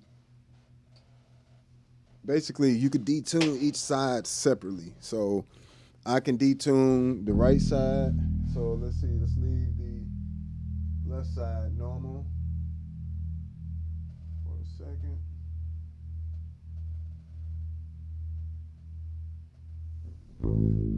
And I can make the other side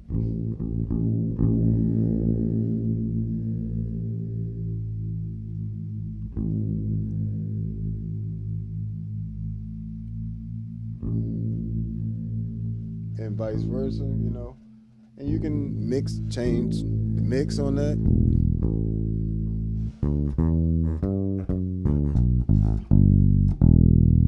You just want a little bit, want a lot. Just ridiculous. That's nice.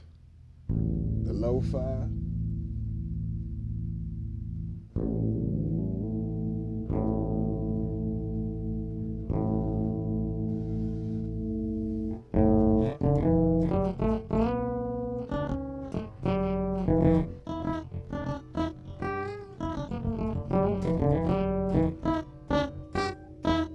So you got options for days with this thing.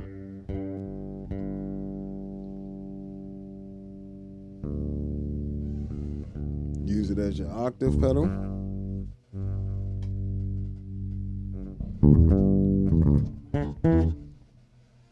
It's the polychroma.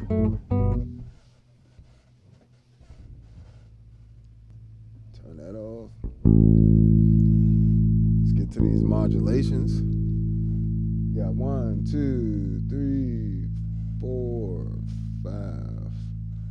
5 different modulations.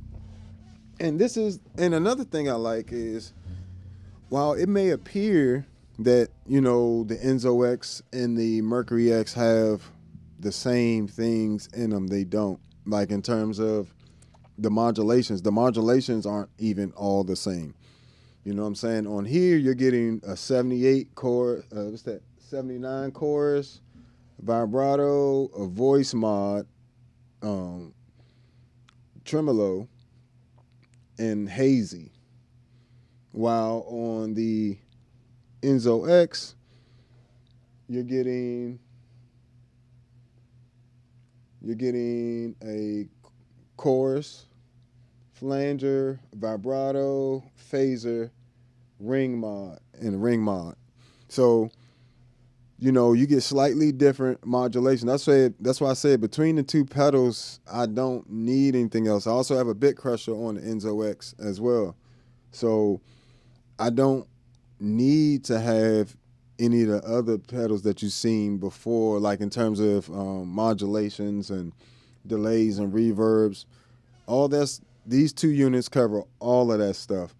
And they not only cover it, they cover it extremely well and give me really nice big chorus and just modulation sounds, massive reverbs. You get a stereo delay in here, you know, because who's to say I won't get a LVX? But, you know, I'm just saying, if I don't want to have to add a LVX and I still want to have delay and stuff, I can come over to the ambience on the Enzo X and turn it on echo.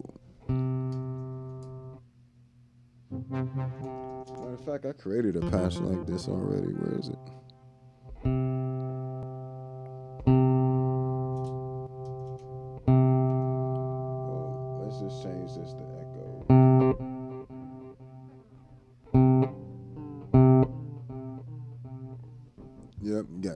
stereo delay. You can change that feedback to 100.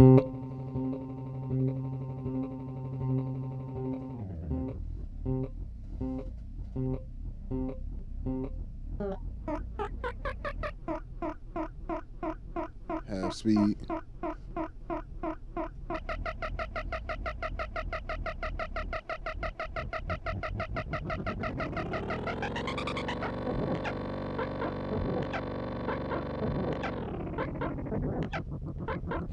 Like, come on now, that's insane.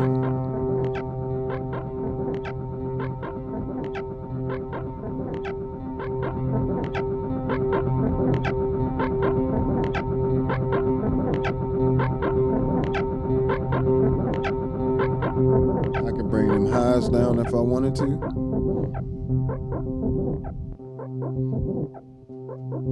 I can bring down the lows.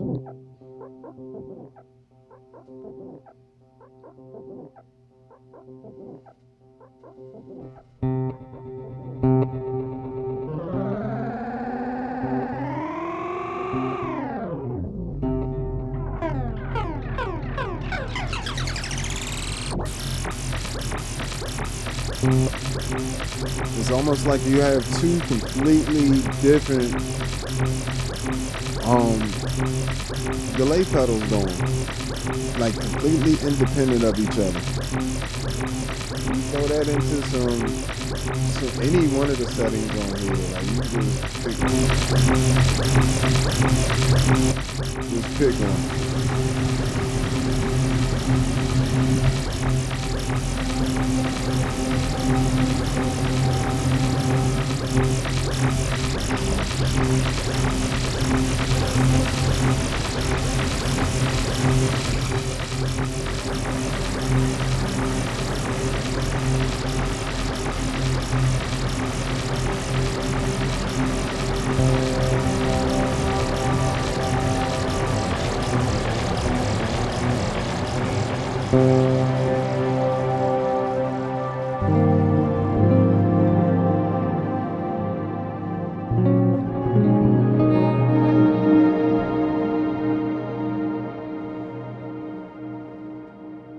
Just massive pad work there between the two.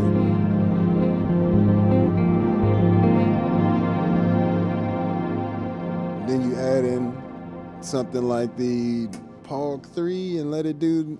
Mind you, I could do this with the Enzo X by itself. You know, just add an octaver and then the freeze function. The Mercury X also has a freeze function as well. So that's pretty cool. You know, you got tons of options with this type of pedal. Again, you won't be disappointed getting you a Mercury X.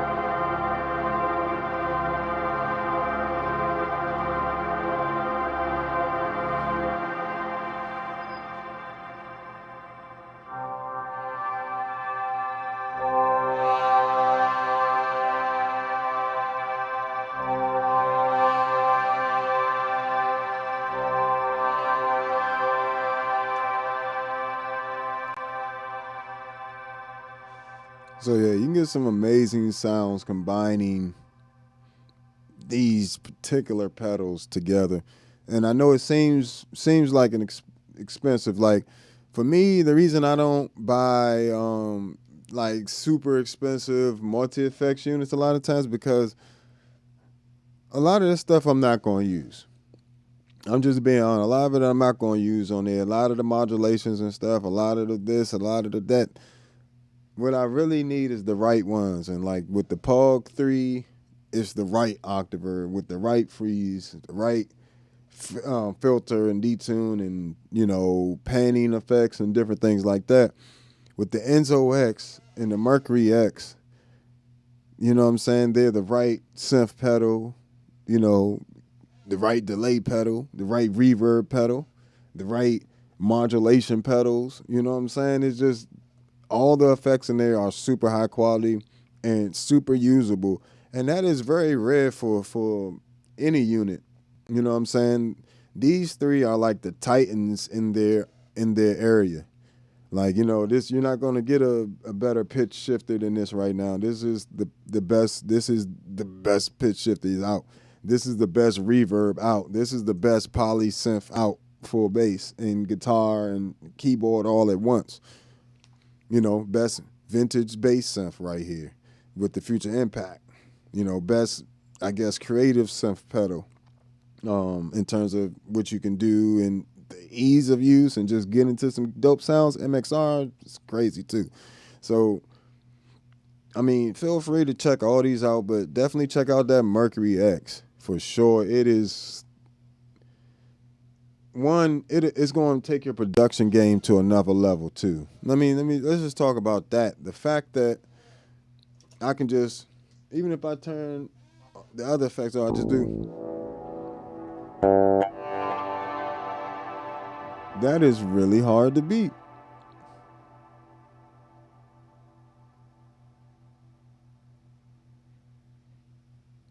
You know what I'm saying?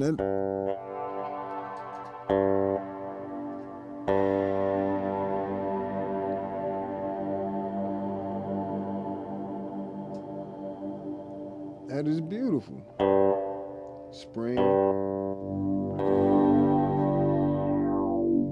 Filters. Don't sleep on the filters in the Meris and the Mercury X and Enzo X either, because you get the Moog style filter. You know what I'm saying? And I can say that I have some of the best filter options on here. These synth pedals be some of the best filters that you can get your hands on. Like the ones in the Future Impact are Future Impact, this one, and they give you a variety of filters in all of these pedals. So like the Future Impact, the POG 3, Enzo X, and the Mercury X. I think there's 3 different ones in here in each one. Let me see exactly which ones they have. I know they have the ladder and the ladder, the state variable, and this one, the ooh, that's crazy. All I did was turn on the parametric filter. That's crazy.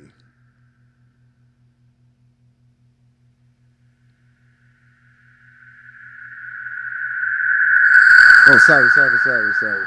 I didn't mean to let it go that far. I just wanted to see how far it would go. It's gonna keep building. That's crazy. And in the Enzo X, you have the ladder, the state variable, and the twin filter. So you have like the baseballs type filter in there. So yeah, definitely check all this stuff out, man. Definitely go to check out the Meris pedals. You know what I'm saying? They are super amazing. They're made in the U.S. You know what I'm saying? Like, well, the companies in the U.S. out in California. Great team, very responsive, you know, and just in general, they care about the customers and the people that's doing the presentation of the pedals and all that other stuff. and I can greatly appreciate that. Same thing with IK Multimedia, another great company to work with. So I'm glad that I just had an opportunity to play this joint. This Mercury X is just ridiculously good. The sound quality, the stereo imaging, everything about it is just perfect for any situation, any reverb and situation you're going to run into, along with the ability to be a preamp and have compressor and limiter and the modulations and stuff. So definitely check it out when you get a chance. It's worth it. You know what I'm saying? Put it on your layaway list. Black Friday coming up. A lot of the music stores and stuff going to be throwing deals on everything. So it's a perfect time to grab you a Mercury X or Enzo X. Or if you really into delays, I haven't used an LVX yet, but I can tell you from these two pedals, the LVX is probably the most insane delay pedal ever. These are insane for what they are. So I can only, when the company isn't missing, every time they shoot, bow, bow, bow, they hitting, you can't help but to go grab it. You know what I'm saying? And I know it's, like I said, I know.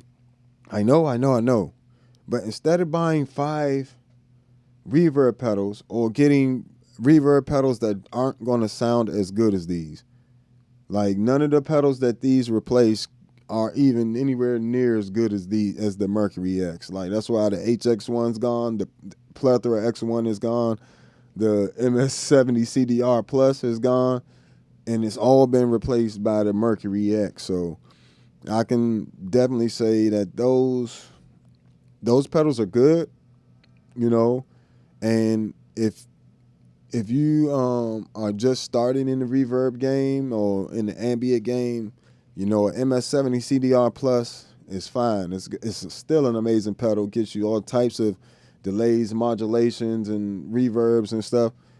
But when you're ready to step up to the big boys, when you're ready to be the pro, when you're ready to stand out and just be really noticed, or if you really want to give your audience an immersive experience, the Mercury X is a huge help with that.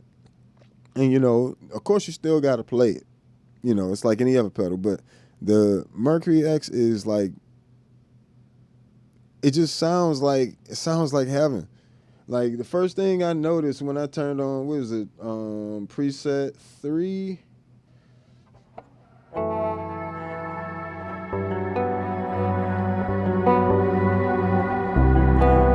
That's the best shimmer reverb.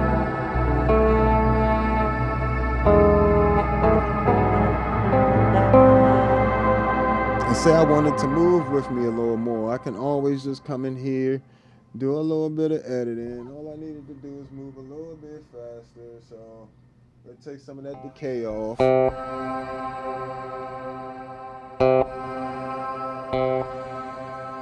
And this is the Cathedral.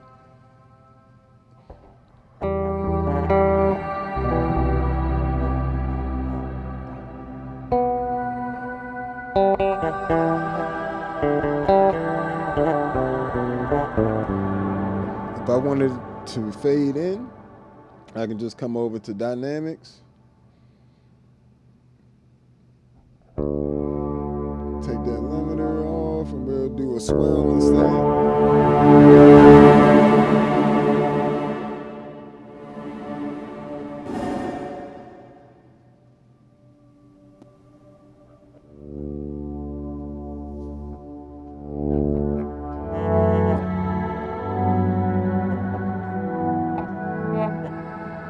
If I want to add some pitch, it's already, yep.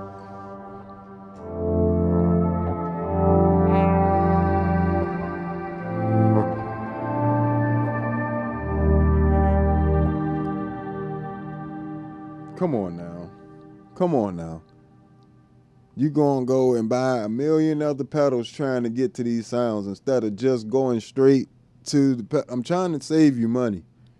I'm literally trying to save you money right now. You're going to spend way more money than necessary trying to get to something that'll do this when you can just get this. I'm just going to say that. Because even with the Pog 3, that's, not by Meris, that's electro harmonics, but, certain pedals, you're just going to spend so much money chasing down that sound or the real, getting to that. Same thing with the Future Impact. You're going to spend so much time trying to get to that sound that you could have just bought the pedal and saved money and time, and you would have had the best right off the bat. I know sometimes it's a little more convenient financially to just go ahead and get you something smaller. You know what I'm saying? But, by the time you buy all that different stuff, modulations and reverbs and delays and everything else, you could have just got the Mercury X and you'd have been fine. Like, sincerely, you'd been fine. Nobody can hear the difference between 30 different choruses. Not no normal person. We can because we are listening for that. But I guarantee on a record, it might be a little bit harder for you to pick out the different choruses, not types, because there's a difference between types. I'm talking about like different brands. It's the same type of chorus with an LFO. Or it's a D-tune. A D-tune is a D-tune. Like, you know what I'm saying? Like, certain pedals do have certain characteristics that when you find those ones that you're like, I can't live without it, that's when you buy it, separately. But I can guarantee you this will cover, the Mercury X will cover those needs for the majority of players.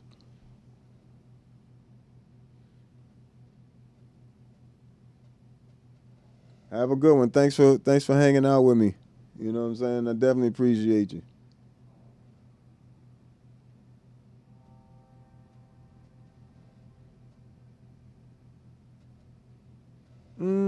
I don't think the MS-60B Plus has a shimmer reverb in it. I know the MS-70 CDR Plus does. The best reverb in the MS-60B Plus is going to be that HD Hall. The HD Hall is fire. And you take that HD Hall and you run that into HD Hall into air. The air reverb. And you use those two together, that's going to give you a massive reverb sound in there.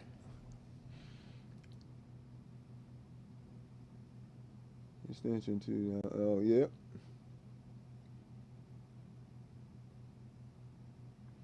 Hey, man, trust and believe. Put that money into that house first. That thing, it'd be worth it. You know what I'm saying? Like I can never tell somebody to buy a pedal over a house. That's crazy. Especially in these days, that they gonna hit you with 1 million fees. So that 600 gonna get spent on, what I'm saying, getting that up and running. But I think that you definitely making the right decision. You know what I'm saying? We adults, we ain't kids. Like what? Can't just be buying stuff and you need, what I'm saying? This stuff, and that's the balance, the game we have to play as adults, man. Like, we be wanting stuff just like we did when we was a kid, but you be like, if I do that, everybody, I'm going to mess up everything for myself and everybody else trying to, chase simple things. But that's another reason why I said just take your time buying pedals. Ain't no rush, ain't no pedal going to be the difference between you being great and not.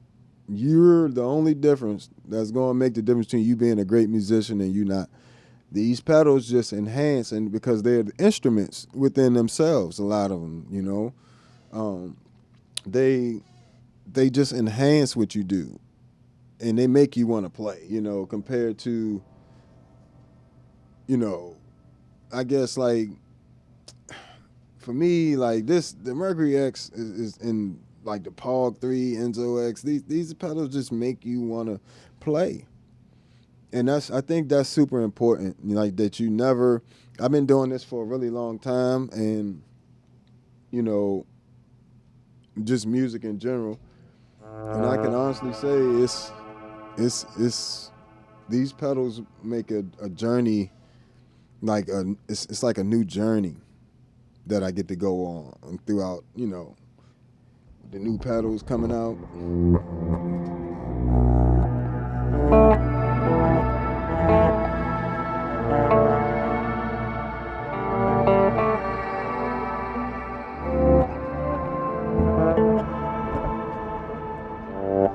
So, yeah, when you get a chance, if you haven't already, check out the Meris Series X pedals, the Mercury X, the Enzo X, and the LVX. And, check out the ToneX. Check out the ToneX stuff. The Signature Bass Collection is fire. You're going to get a lot of your favorite amps in there. And the good thing about it is you're not stuck with it. You know what I'm saying? You're not stuck with just the amps they give you. You can always add your own. You can create your own tone models. You can download my tone models and presets from Patreon. You know what I'm saying? So the ToneX and ToneX Series pedal software rather are just the best amp models I've played. And I would say I'll add this. It's you can use the ToneX as a complete bass rig by itself. Most of my bass gigs or rehearsals and stuff like that, I just take a ToneX one. I just grab it off the board and go. And that's all I need.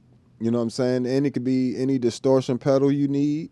It can be any preamp you need, any EQ you need. It can be all of that stuff.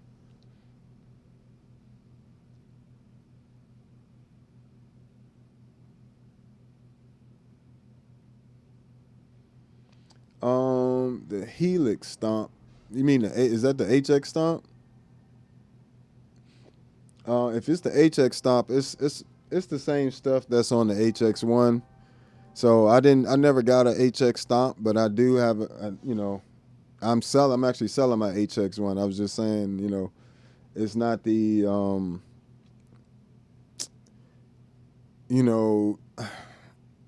one thing I would love to see more of from Line 6 would be more bass specific things. Like I know they did the Pod Express bass, and that was not. I do not recommend that pedal at all. I would recommend the Zoom MS-60B Plus over that any day. But the HX Stomp seems to be a pretty good pedal. I need more bass stuff in these HX, the Helix series stuff. I just would need more bass specific stuff. Now, granted, the Mercury X is not using bass specific modulations and stuff, but all the modulations work for bass. And they all sound good on bass. It's not the case with that particular, line of effects. That's just me personally. I know some people swear by them. I'm not one of them. I prefer, in that price range, I would prefer, I prefer Zoom stuff in that type of price range. And yes, it's going to be less routing, but everything in there is going to be bass specific, and you will still have tons of options to do stuff as well.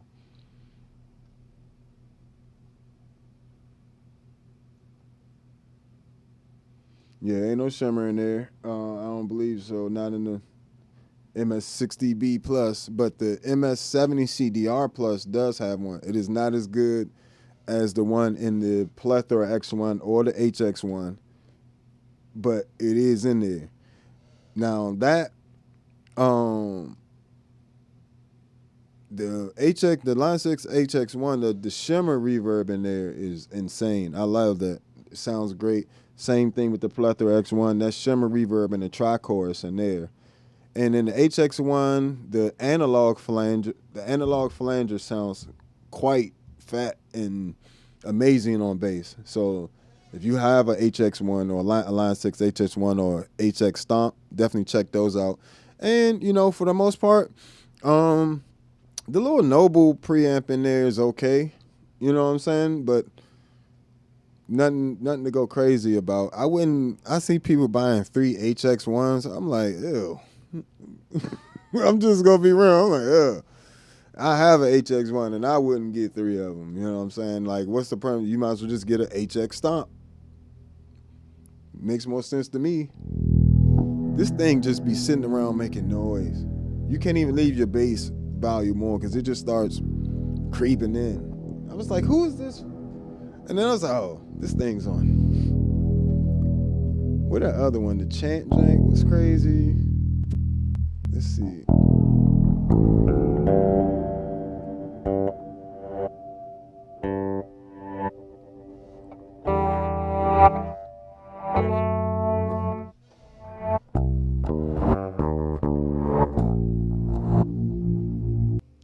Just sick.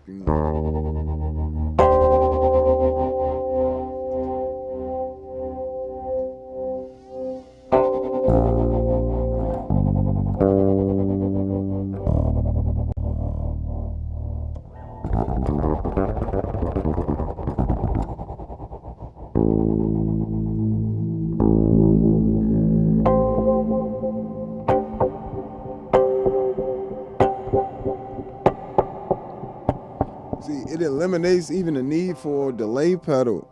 That's the crazy part. This is all just the Mercury X.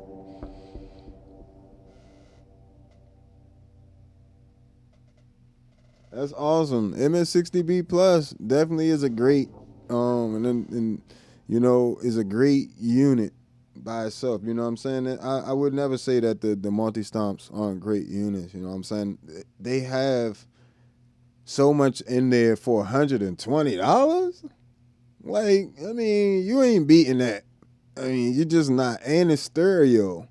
And you can, you know what I'm saying, have a wet signal coming out the left side and a dry signal coming out the right. You know, it's 6 effects at a time. It's all bass effects that sound really good. Even the distortions, like, I don't like the distortions in the HX1. I like the octavers. The octaver is the one octaver in there I like, but the MS-60B Plus definitely like can be your standalone pedal. And if you want to use the preamps by themselves without the cabinet sound, you just go, when you select the amp model, you go and you just turn the cab off. And just turn the cab off, and then bam, you can use it as a preamp for your amps and stuff as well. So, and I love the 1073 pre. The 1073 pre on the Zoom stuff is crazy. It's even better on the Zoom B6 because, you know, it's just a higher sample rate. But the Zoom B6 joint is fire too.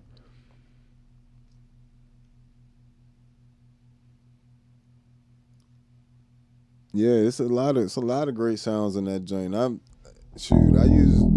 still have my Zoom B6. I use my Zoom B6 when I'm doing musicals and I need to leave, or I need somewhere I can pedal I can leave and have set up and ready to go when I come in. When I'm doing musicals for 2 months, I don't want to leave like this pedal board here. I want to leave something like a Zoom B6, you know what I'm saying? And that way I have all the effects, I have everything for the show right there, and I can just click, click, click, and it's a little faster when it comes to that. And I won't be, at a musical or something, I won't be using none of these, reverbs and Pog 3 and, I might use the Future Impact V4 VIP depending on what show it is. If I need synthesizer, bass synth stuff, but for the most part, I'm not gonna be doing like pads and all that at a musical. So, a lot of times I like to just have something I can just take and leave that'll be, got a built-in DI box and everything else. The Zoom B6 definitely comes in handy. And for lessons. I teach lessons as well, so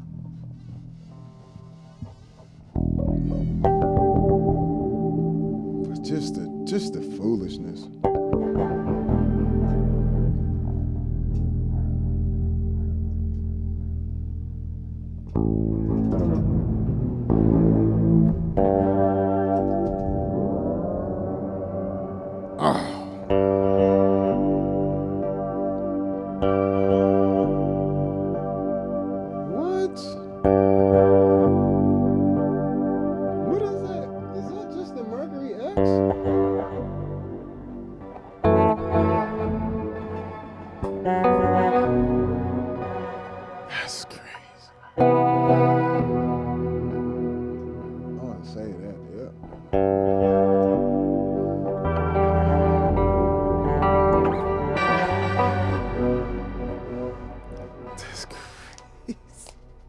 Hey, yo, it's straight wild.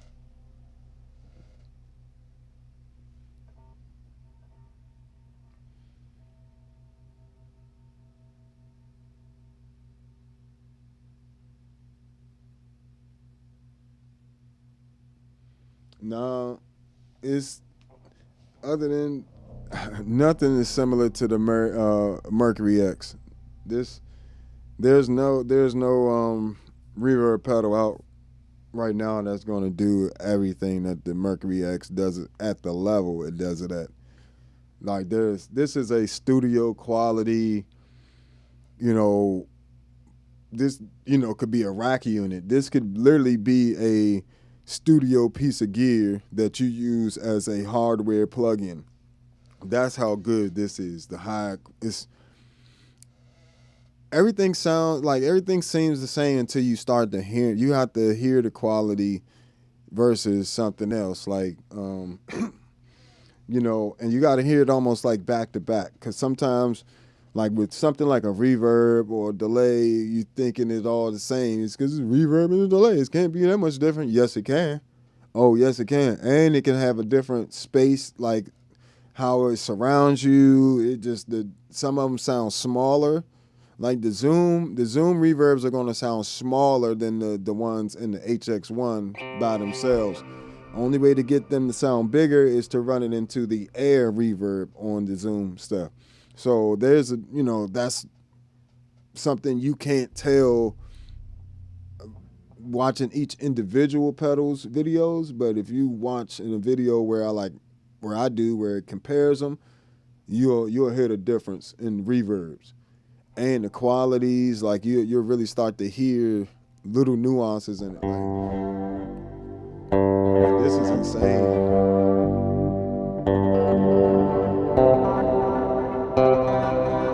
Like the quality of the pitch shifting is crazy too.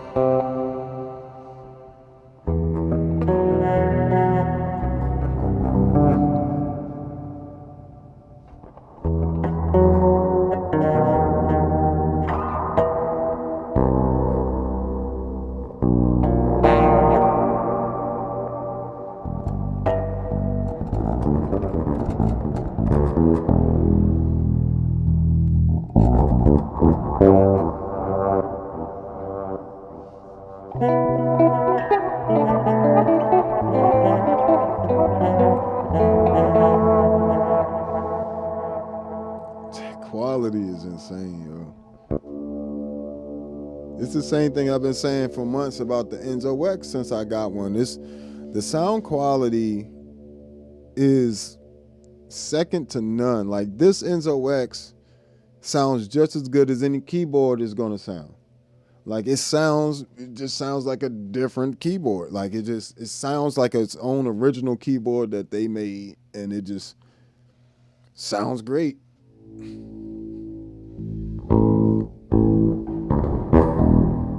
Just that.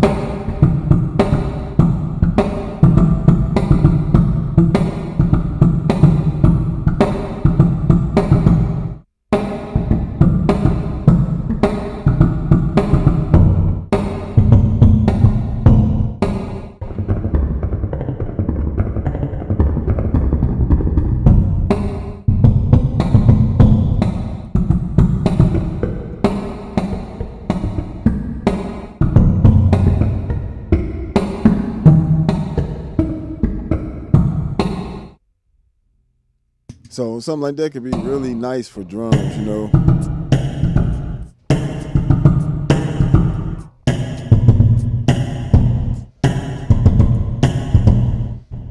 And just like as like a second type of thing, underlying type of effect. You'd be surprised.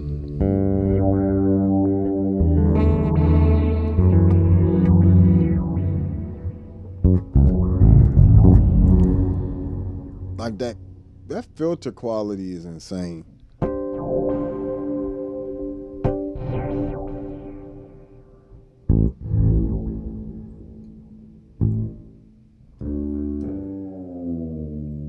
That's crazy.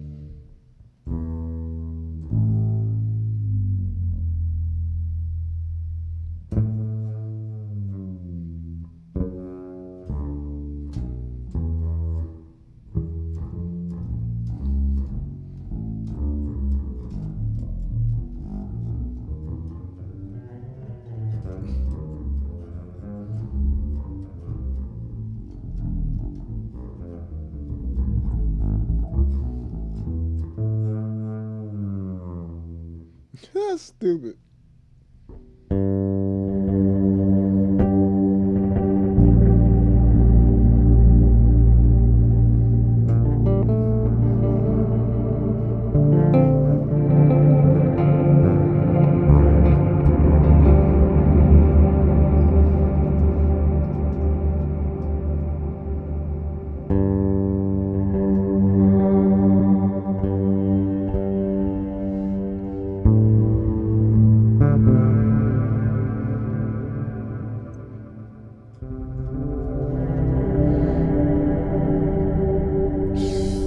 Just beautiful.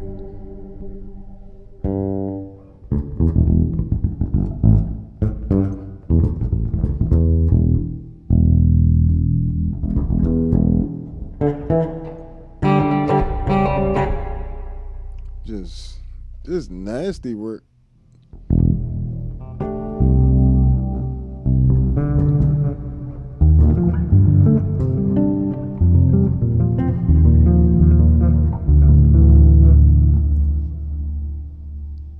It's just pure insanity. Reverb pedal's not supposed to be this interesting. Like, that's the crazy part.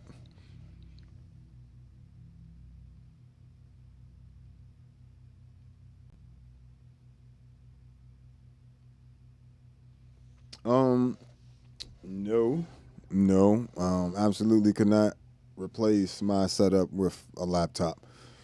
Not playing bass, like maybe you can get like there's sounds like, of course, there's a Moog plugins and things like that as well, and Amplitude can support the ToneX models inside of it because Amplitude and ToneX are made by the same company. And if you get the signature bass, if you get the ToneX, the signature bass ToneX, it's going to come with ToneX and Amplitude, and it's going to come with SVX. So it's going to come with XVX 1 and 2, which will give you all of the Ampeg amps and cabinets that they have. So, but, you know, there's Guitar Rig. Guitar Rig is amazing. Like, has some amazing reverbs and modulations in there as well. And just general effects. They got a good octaver in there. And, you know, they even have electro-harmonics bass synth in there in the Guitar Rig. So, you know, I'm trying to think what else in it. Oh, the delays are crazy, and the routing is crazy in Guitar Rig as well. So, yeah, if you wanted, the Amplitude is going to, and ToneX will give you the best amp models and stuff like that. If you wanted to get the rest of your ambient sound together, get something like Guitar Rig, and then you can run your computer. You can't do everything I can do, but in reality, every setup has its trade-offs. I can't do all the routing and stuff that the plugin, that Guitar Rig, can do with physical pedals and stuff, because when everything's together in one box, it can work together a lot easier than things separated.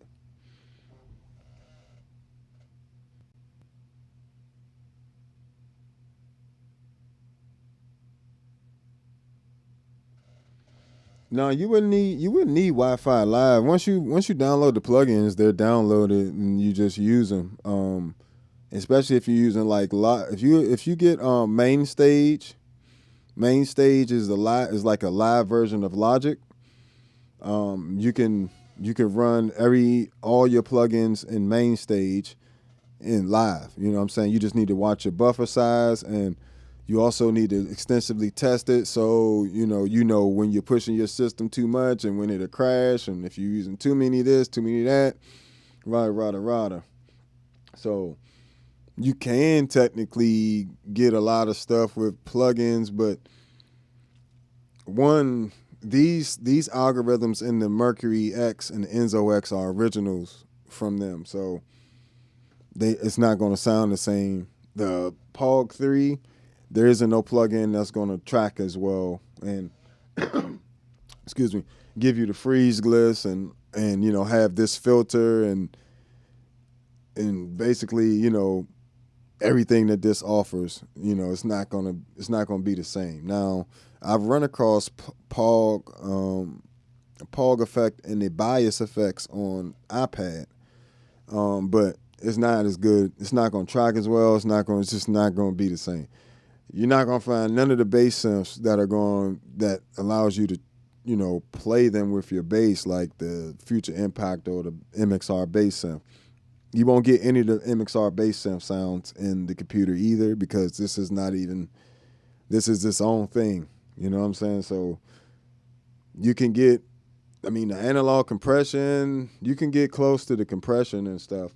And like I said, you can get the ToneX, and you can actually get my preamps and stuff, so you can get that part of my sound. But to get all of it, nah, it ain't gonna happen. I ain't gonna lie to you.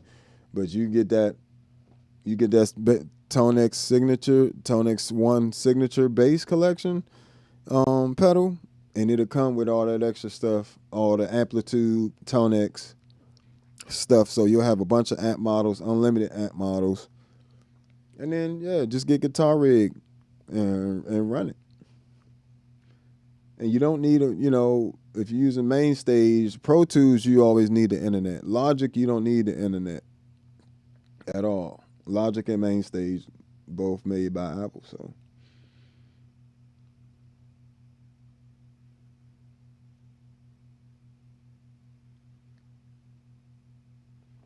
Yeah, the Zoom B6 has a decent Aguilar sound on there. Decent Aguilar. It's not spot on. The best amp on there for me on the Zoom B6 is the Ampeg SVT on there. That's the best one. And the Ampeg B15 on there is really good. The B15, you can get it to sound real fat. You just bring that gain down and bring up the master volume and keep the gain real as low as you can without killing your volume. And then just go from there, and you'll have a nice warm tube type sound.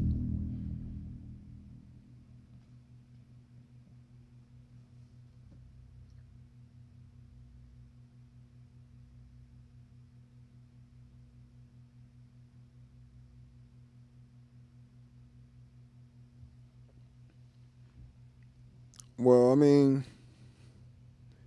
if they're electronic drummers, then they are, they're not able to get the same sound as they get with an acoustic kit, as acoustic drum set. So it's just different. The electronic drums are just samples, so it's just like you can just change the samples.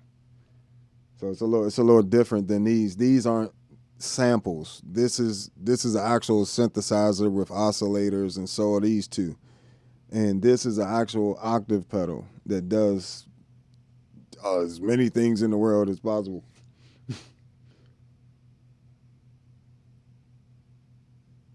No, always feel free to comment. Always feel free to ask questions. All that good stuff. We here to have a conversation. This ain't, what I'm saying. That's what it's all about. I never want people to feel like they, we just talking. You know what I'm saying?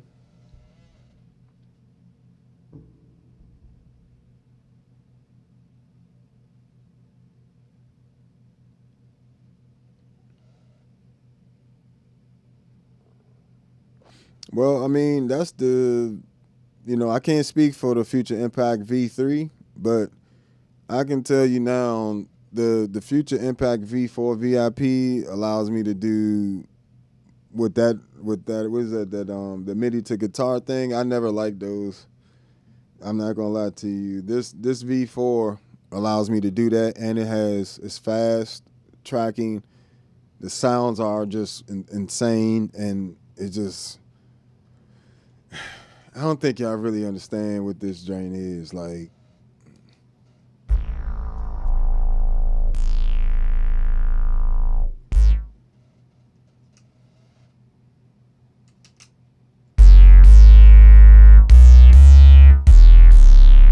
And I can take that and I can double it up if I wanted to with another synth. So not only do I have a killer internal synthesizer with the Future Impact V4 VIP, I can play that sound simultaneously, layer it with another keyboard sound, bass synth sound if I wanted to, or lead sound or piano sound or whatever. And it's still in pedal form. I still don't have to use a computer. You know what I'm saying? I would literally have to bring a whole laptop to do something I can do with something that fits in the palm of my hand. That doesn't really make sense for me. You know what I'm saying? Plus, my computer is way more fragile. Like, you know what I'm saying? Like, your computer fall off the stand, it's done. The Future Impact is made out of metal. It got a few plastic knobs here, these four. But it's meant to be stepped on. Your computer's not meant to be stepped on. Just anything meant to be stepped on is going to be a little bit more rigid. You know what I'm saying? So that's also one of the added benefits. Plus, you know what I'm saying, the Future Impact, you're getting 4 oscillators with any combination of the 3 waveforms available. You're getting like 6 different filters in there. Like you're getting the 24 dB, the 12 dB, and then you're getting the variations of all those. And then you got the band, the dual bands, twin filter type thing. Plus distortion, overdrive. You could do fold over distortion with it too. So it's like a real synth. It's a real synth. It's definitely a real synth. Just foolishness. What? Just foolishness on this joint.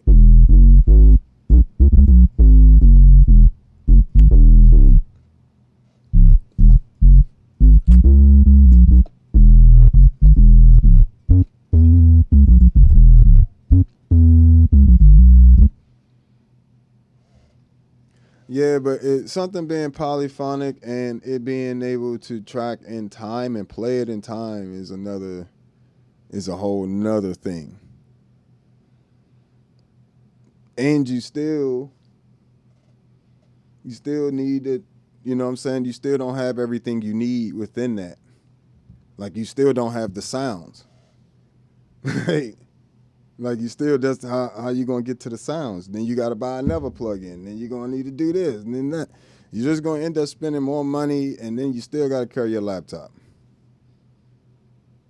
You know what I'm saying? So it just, that's what you want. That works for you.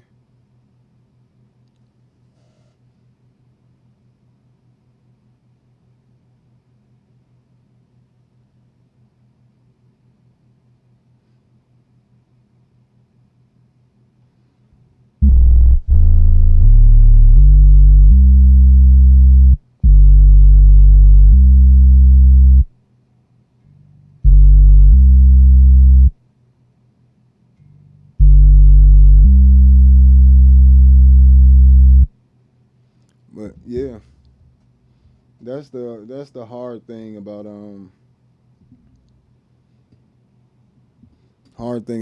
effects and different things like that.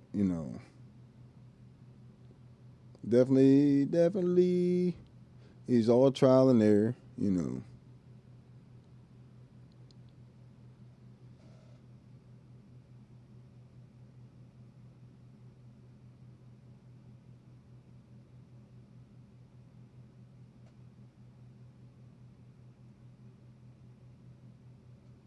Mm.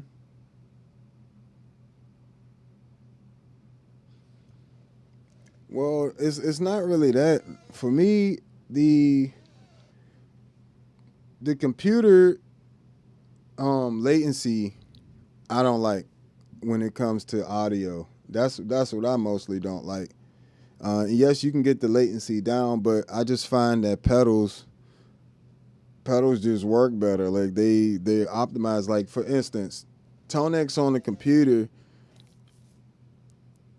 technically. So these ToneX pedals are running at 24-bit, 192 kilohertz, and they have virtually no latency compared to you running your computer. A lot of times it's gonna have that latency in there, and you know what I'm saying, it's gonna get boggled down. It can get boggled down pretty easy with things like amplitude and everything else running. So that's why I use effects pedals. I don't have any limitations on how many effects. If I want to turn on every effect in here and all the effects at once, I have the processing power to do that. Each one of these units is a computer.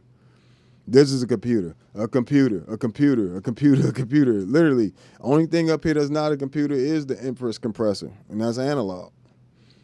You know, but all these other units are just like computers running algorithms that are, but the hardware is optimized to run that algorithm as efficiently and as high quality as possible. So you got to take that into account too. That's why another reason why people prefer the pedals to a laptop rig. Like I've done a whole series on guitar rig and amplitude. Like I have a whole bunch of videos on those. The latency is different.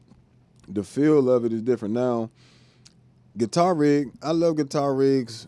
Was that Replica Shimmer? I think it's called. Their shimmer reverb in there is stupid. They're what's the modulations called? It's like it's 3 different modulations that they have recently added to it that just was crazy.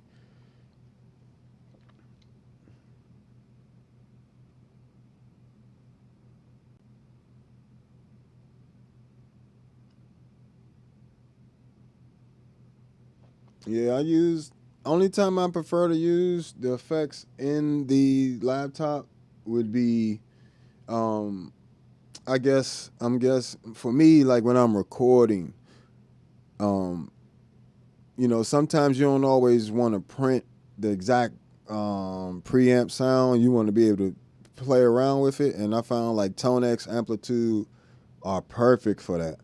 Like when you can just record your bass dry, and then you can just do all your amp stuff later and get it perfect. Pick the perfect amp, pick the perfect cabinet, the perfect mic, the perfect distance for the perfect IR, all that good stuff. Versus once it's printed, if you record with that sound on there, you're now stuck with it. You know what I'm saying? So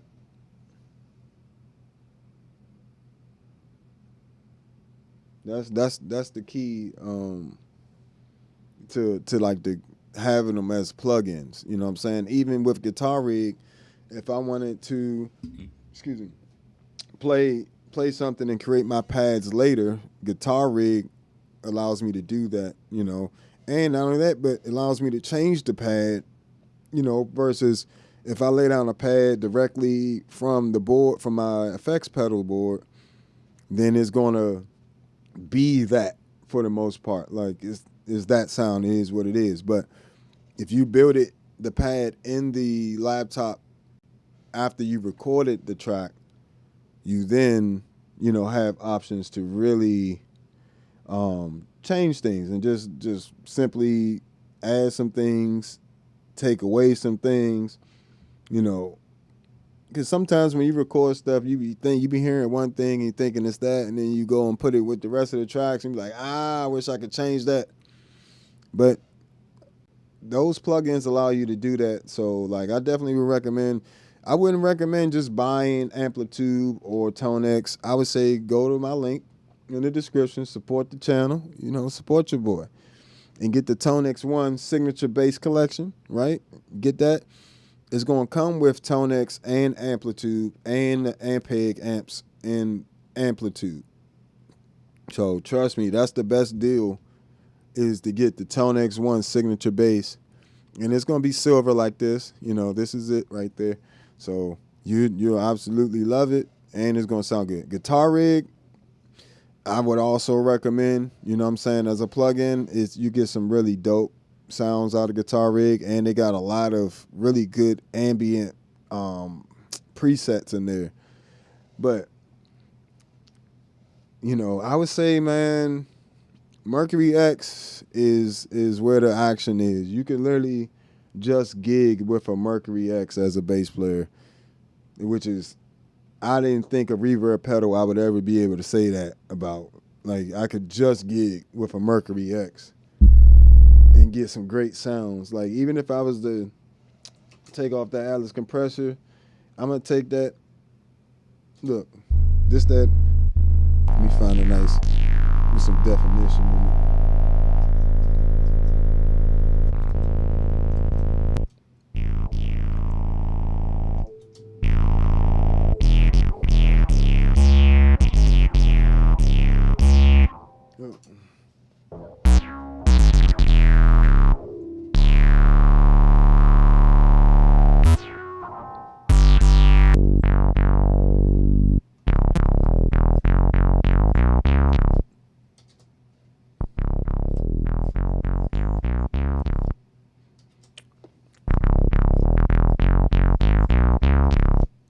So it just adds, you know what I'm saying, a little compression, a little preamp, and it's got the sauce. So, you know, I know, and I know again, that's a lot of money for a reverb pedal, but it's not just a reverb pedal. It's a reverb pedal, modulation, pitch shifting, you know what I'm saying, preamps, limiter, swell, you know, it can... and just overall inspiration machine. I would say it's more of an inspiration machine than anything. Let me see what we got here. Excuse me. Let's see what we got. Do you use any analog pedal at the end of your chain? No. Actually, it's quite the opposite. I only use only analog pedal I have on this is the Emperor's compressor. And that's at the beginning of the chain. The end of the chain is actually the Atlas compressor, which is a digital compressor. Like, my entire chain is digital with the exception of the Emperor's compressor. I don't even bother trying to get analog stuff no more. It's a hassle. And I'll say this again. Digital stuff, you pull it out the case, you turn it on, and it's ready to go. Analog stuff, you're going to have to pull it out the case and set it up, fiddle with all them knobs. You know, that's why I only do it. Even with the Empress compressor, I put this pedal board in the case, and I have to, before I start playing, I have to go and make sure I have my Empress compressor settings the way I left them, because it could have got shifted around in the bag. You don't have none of that with the digital stuff here. Like, even if I turn this off, this POG 2, and I move all these knobs or move all these sliders, right? Say I just did like that, bam, turn every single knob and did everything, right? I could just press the preset and it'll go right back. Look, I can mess it all up. Don't matter.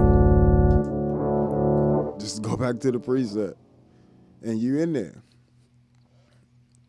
So, you don't, I think that's kind of a myth.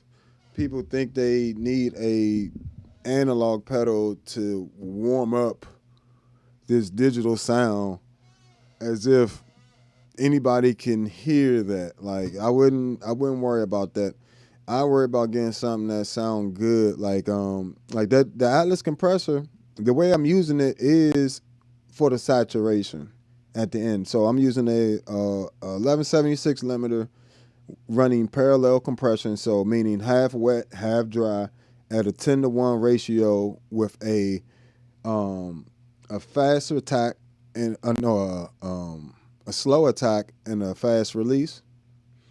And then I run that into a LA2A at a 1-to-1 ratio, 100% wet, just for the saturation of the LA2A effect in the Atlas compressor, which is like a tube limiter.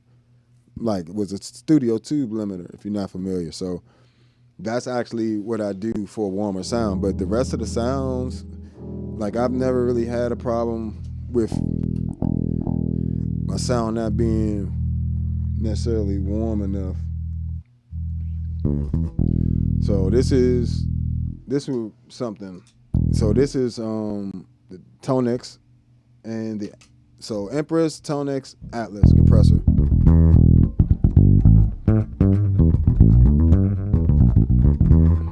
You don't need nothing to warm that up.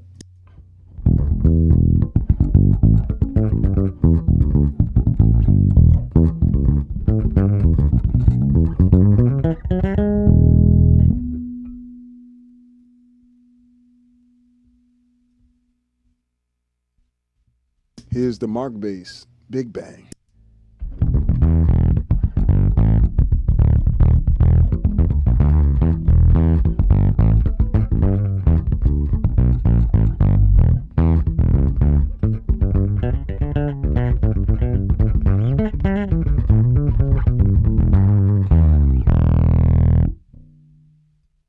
So yeah, you can. It's all in how you setting up your EQs and different things like that, you know. And think about this. These days, this is where people gotta understand. By the time your stuff gets to the people, it's been processed by all types of digital stuff. Like all types of digital stuff. Like most of the records you listening to have no analog nowhere. You know what I'm saying? Like it's all in the plugins. And the plugins actually can add warmth and saturation, you know, and emulate that same thing to the point these days where it's almost irrelevant to have a lot of analog gear. A lot of it just simply isn't worth the hassle to use. You know what I'm saying? Like it sounds good. You know, like I have a color box. I'm a color box V2. You know, if I was talking to you through just the straight board, you wouldn't know the difference. You know what I'm saying? I know the difference between me talking through the color box and talking through the board, just the regular mixer. But your audience has no idea the tools you're using, and nor do they want to have to think about it. They don't care. Like you start talking to people about pedals and effects, and they're gonna go to sleep if they ain't into it. Like, cause it's not something they know. You're just talking to somebody that they don't know. So it's more important that you give them the presentation that you want to give them. Now I will say some stuff, you know, if you have all the time in the world, all the money in the world, all the whatever, you know, our analog stuff is awesome, right? It's not. I'm not saying this analog stuff isn't good or it doesn't do anything. It does a lot, but it's like by the time the end results, the effort and the end results, you know, it don't be a big enough difference these days. You know what I'm saying? And as the future goes on, it's going to get less and less of a difference as well. So. See.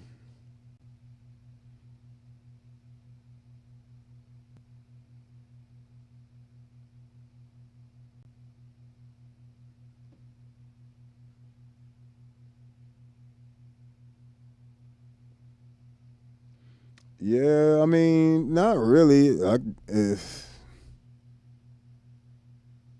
Not really. You're not doing all that stuff with that Boss pedal as you're doing with the Mercury X. It's just not gonna happen. I'm sure the HX line 6 folks will say the same thing. You're just not, and it's not even the same quality. And there's stuff that your pedal cannot do that the Mercury X can do. I think the Mercury X is better than even the Big Sky stuff. Like, and that's one of the top joints as well. There's no sounds that you're gonna be trying to get to with those pedals that you won't be able to get to with the Mercury X. Unless you not familiar with the pedal. But, you know, the ToneX is definitely going to give you better amp models than that Boss pedal as well.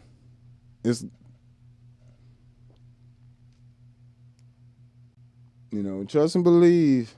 Trust and believe. It sound good until you hearing them back to back. I guarantee if you actually just get a Mercury X and try it, and I guarantee you will not get the same results from the Mercury X as from the GT 1000 core as you will the Mercury X. That's not even close.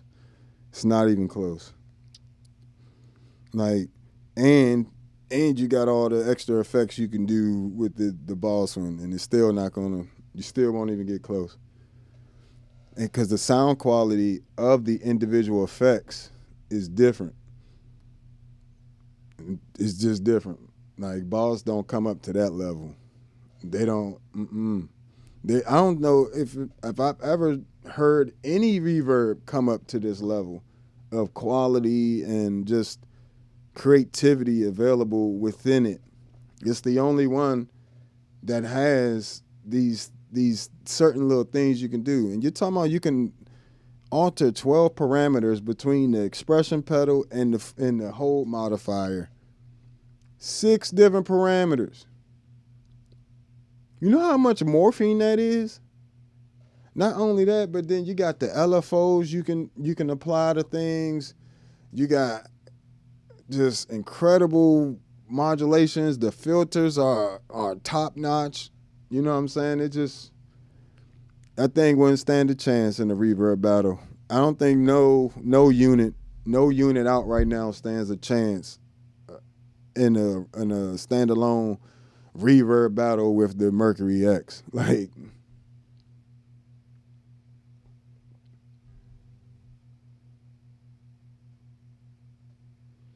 that Mercury, the ToneX, yeah, I recommend it to everybody. I've been recommending that way before I ever, started dealing with IK Multimedia. You know what I'm saying? I've always told you guys that is the best amp models out. And it's not just me. It's a reason why you seeing them so much. And it's a reason why people are getting rid of their Quad Cortex and all these other joints and going with ToneX. And it's a guy on here on YouTube.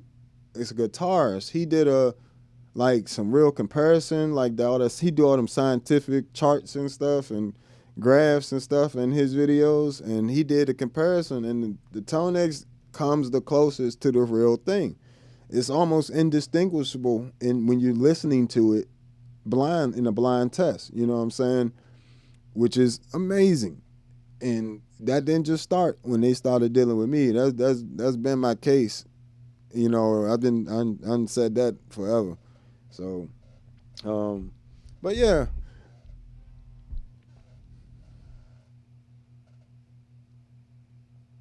Yeah, and it saves space. It does. Like, the reason why I look like I got so much extra space is because I got the ToneX ones on here, and they don't really get in the way at all.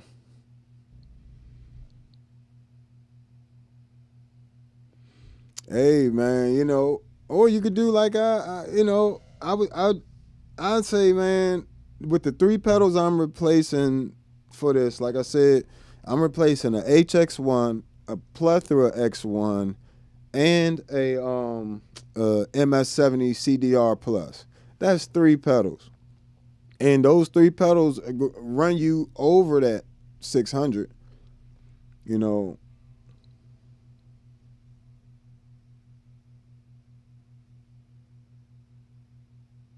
Yeah, I believe that's his name, Leo. Yeah, Leo Gibson. Yeah, I believe that's his name.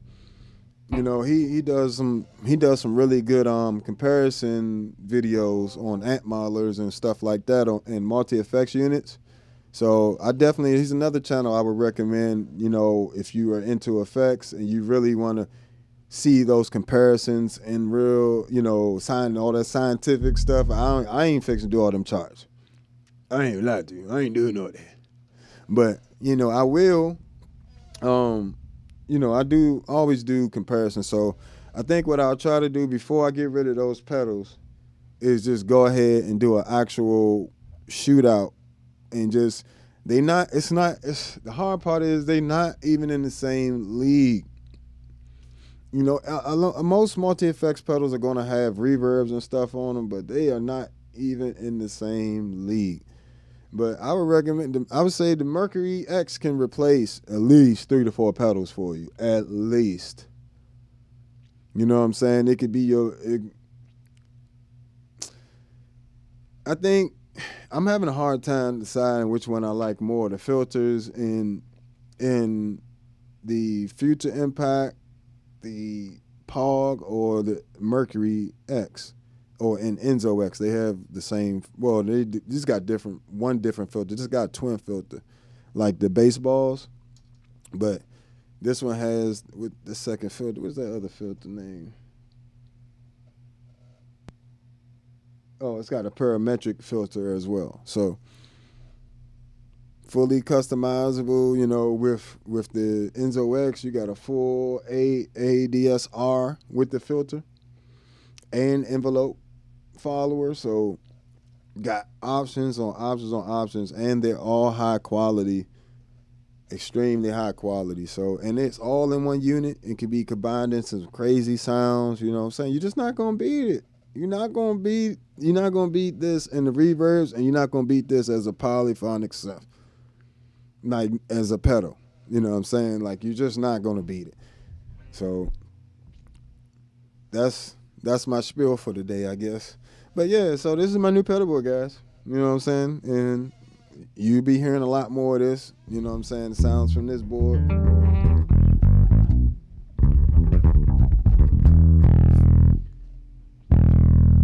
Come on, that ToneX, that Mark bass joint on it is fire. I mean, that joint is.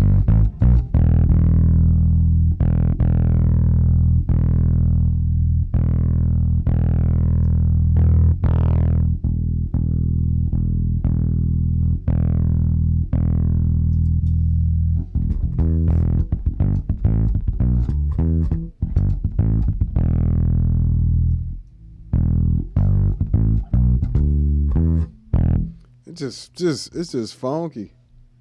It's just funky.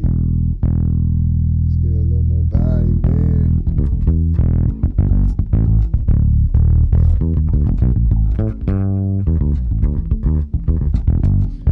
I also like the Aguilar DB750 they have in the new ToneX bass signature bass collection.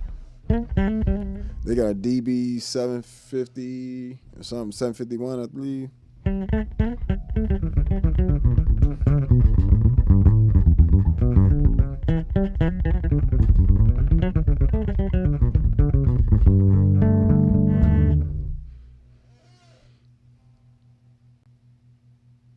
Oh, thank you. I appreciate that. Yeah, he's definitely Leo is a thorough.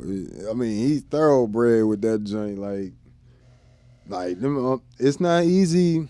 It's not easy to produce YouTube videos the way he does it, and it takes a lot of time. Like, you know, so he puts a. You know, it takes. It takes some time to do that. Trust and believe, and I definitely applaud him for that.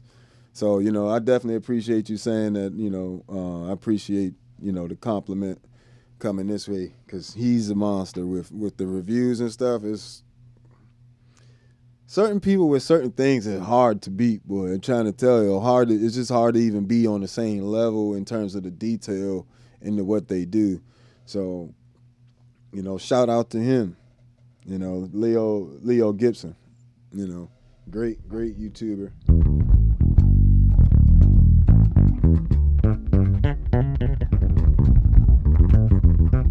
But yeah, that joint's warm. Let me see if I can find that. Where the joint at? That's the orange amp. Is that the orange amp? Yeah. Where I put that? Oh, I put it over here. That's it.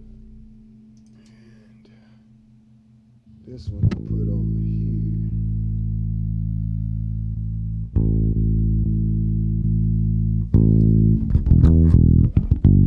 It's that Aguilar DB750.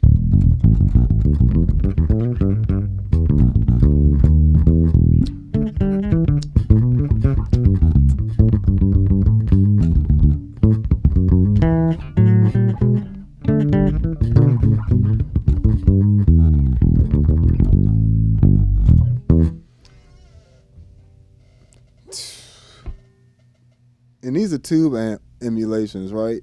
They sound so authentic. That sounds like Aguilar.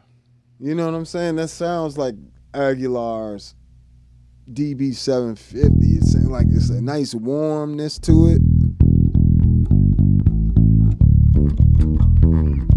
while still being like not too bottom heavy, because Aguilar stuff isn't really like bottom heavy per se. It has like a very warm, firmness to it, just like the Aguilar you would hear in real life.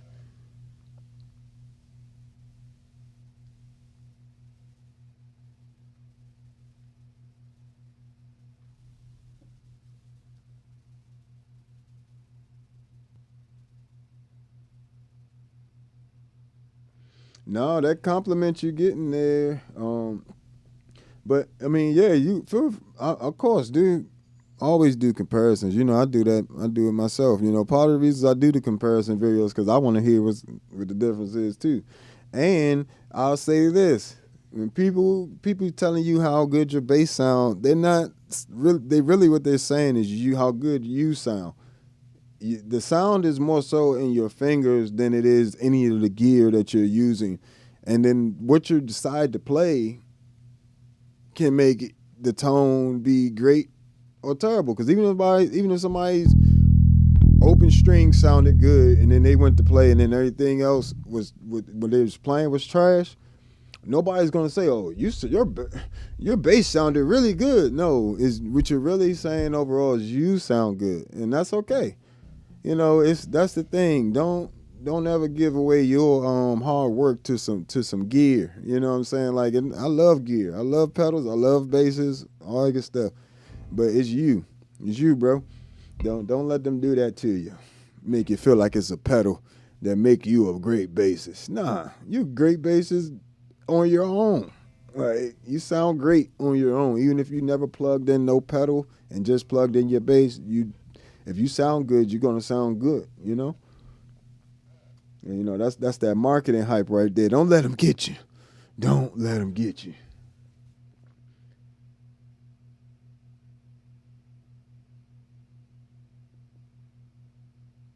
Yeah, I would say this much, I still have my other pedals and stuff. Like, I have plenty of other pedals.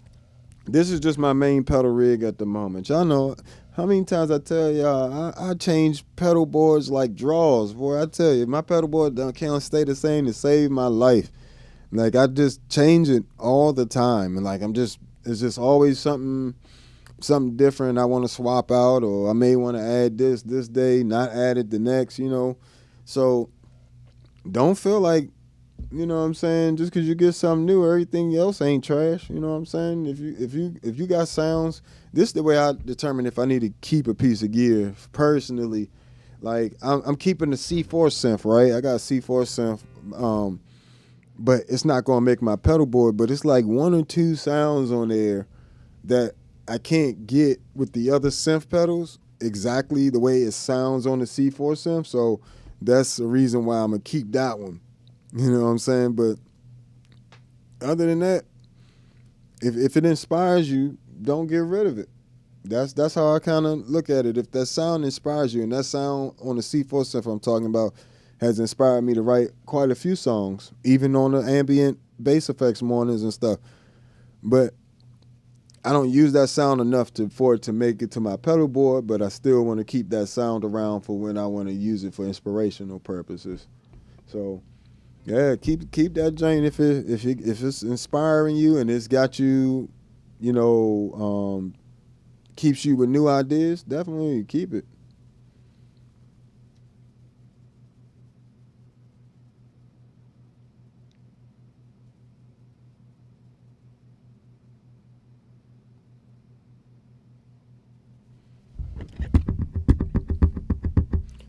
Yeah, with the double thumb and stuff. It's really, it really don't, I think it's less energy than most people think it is. It's like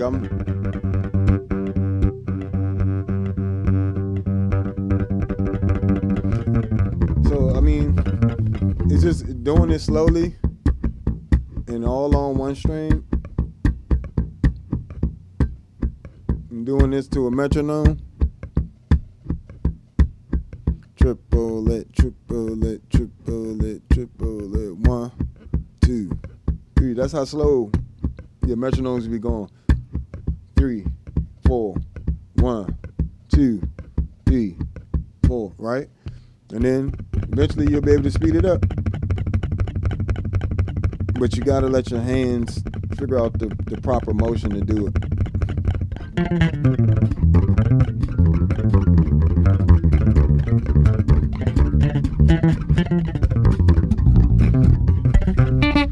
So once you get it down, then you can start moving it around to different phrases and motifs and different things like that. So yeah. But dang, I've been on this joint for 3 hours and 20 minutes. Y'all done got me today. But yeah, so any technique you want to learn, any song you want to learn, whether it be a written piece or especially written pieces. Let's just start there. Especially sheet music. Just play it really slow. Like, play it really slowly. You can literally, everything in the world is a million times easier when you play it super slow. Like, if you can't play it slow, you can't play it fast. And that's just the rule of thumb I would live by when it comes to any technique. Can't do it slow, you can't do it fast. If you could think you're doing it fast and then you go to do it slow and it all falls apart, that means you really weren't doing it in the first place. Just not to burst your bubble, but it means you weren't really doing it. So slow it down and you'll get it. I'm sure you'll have it. But yeah, that's all I'm gonna do for today, guys. The Meris X pedals, series pedals, is just insanity.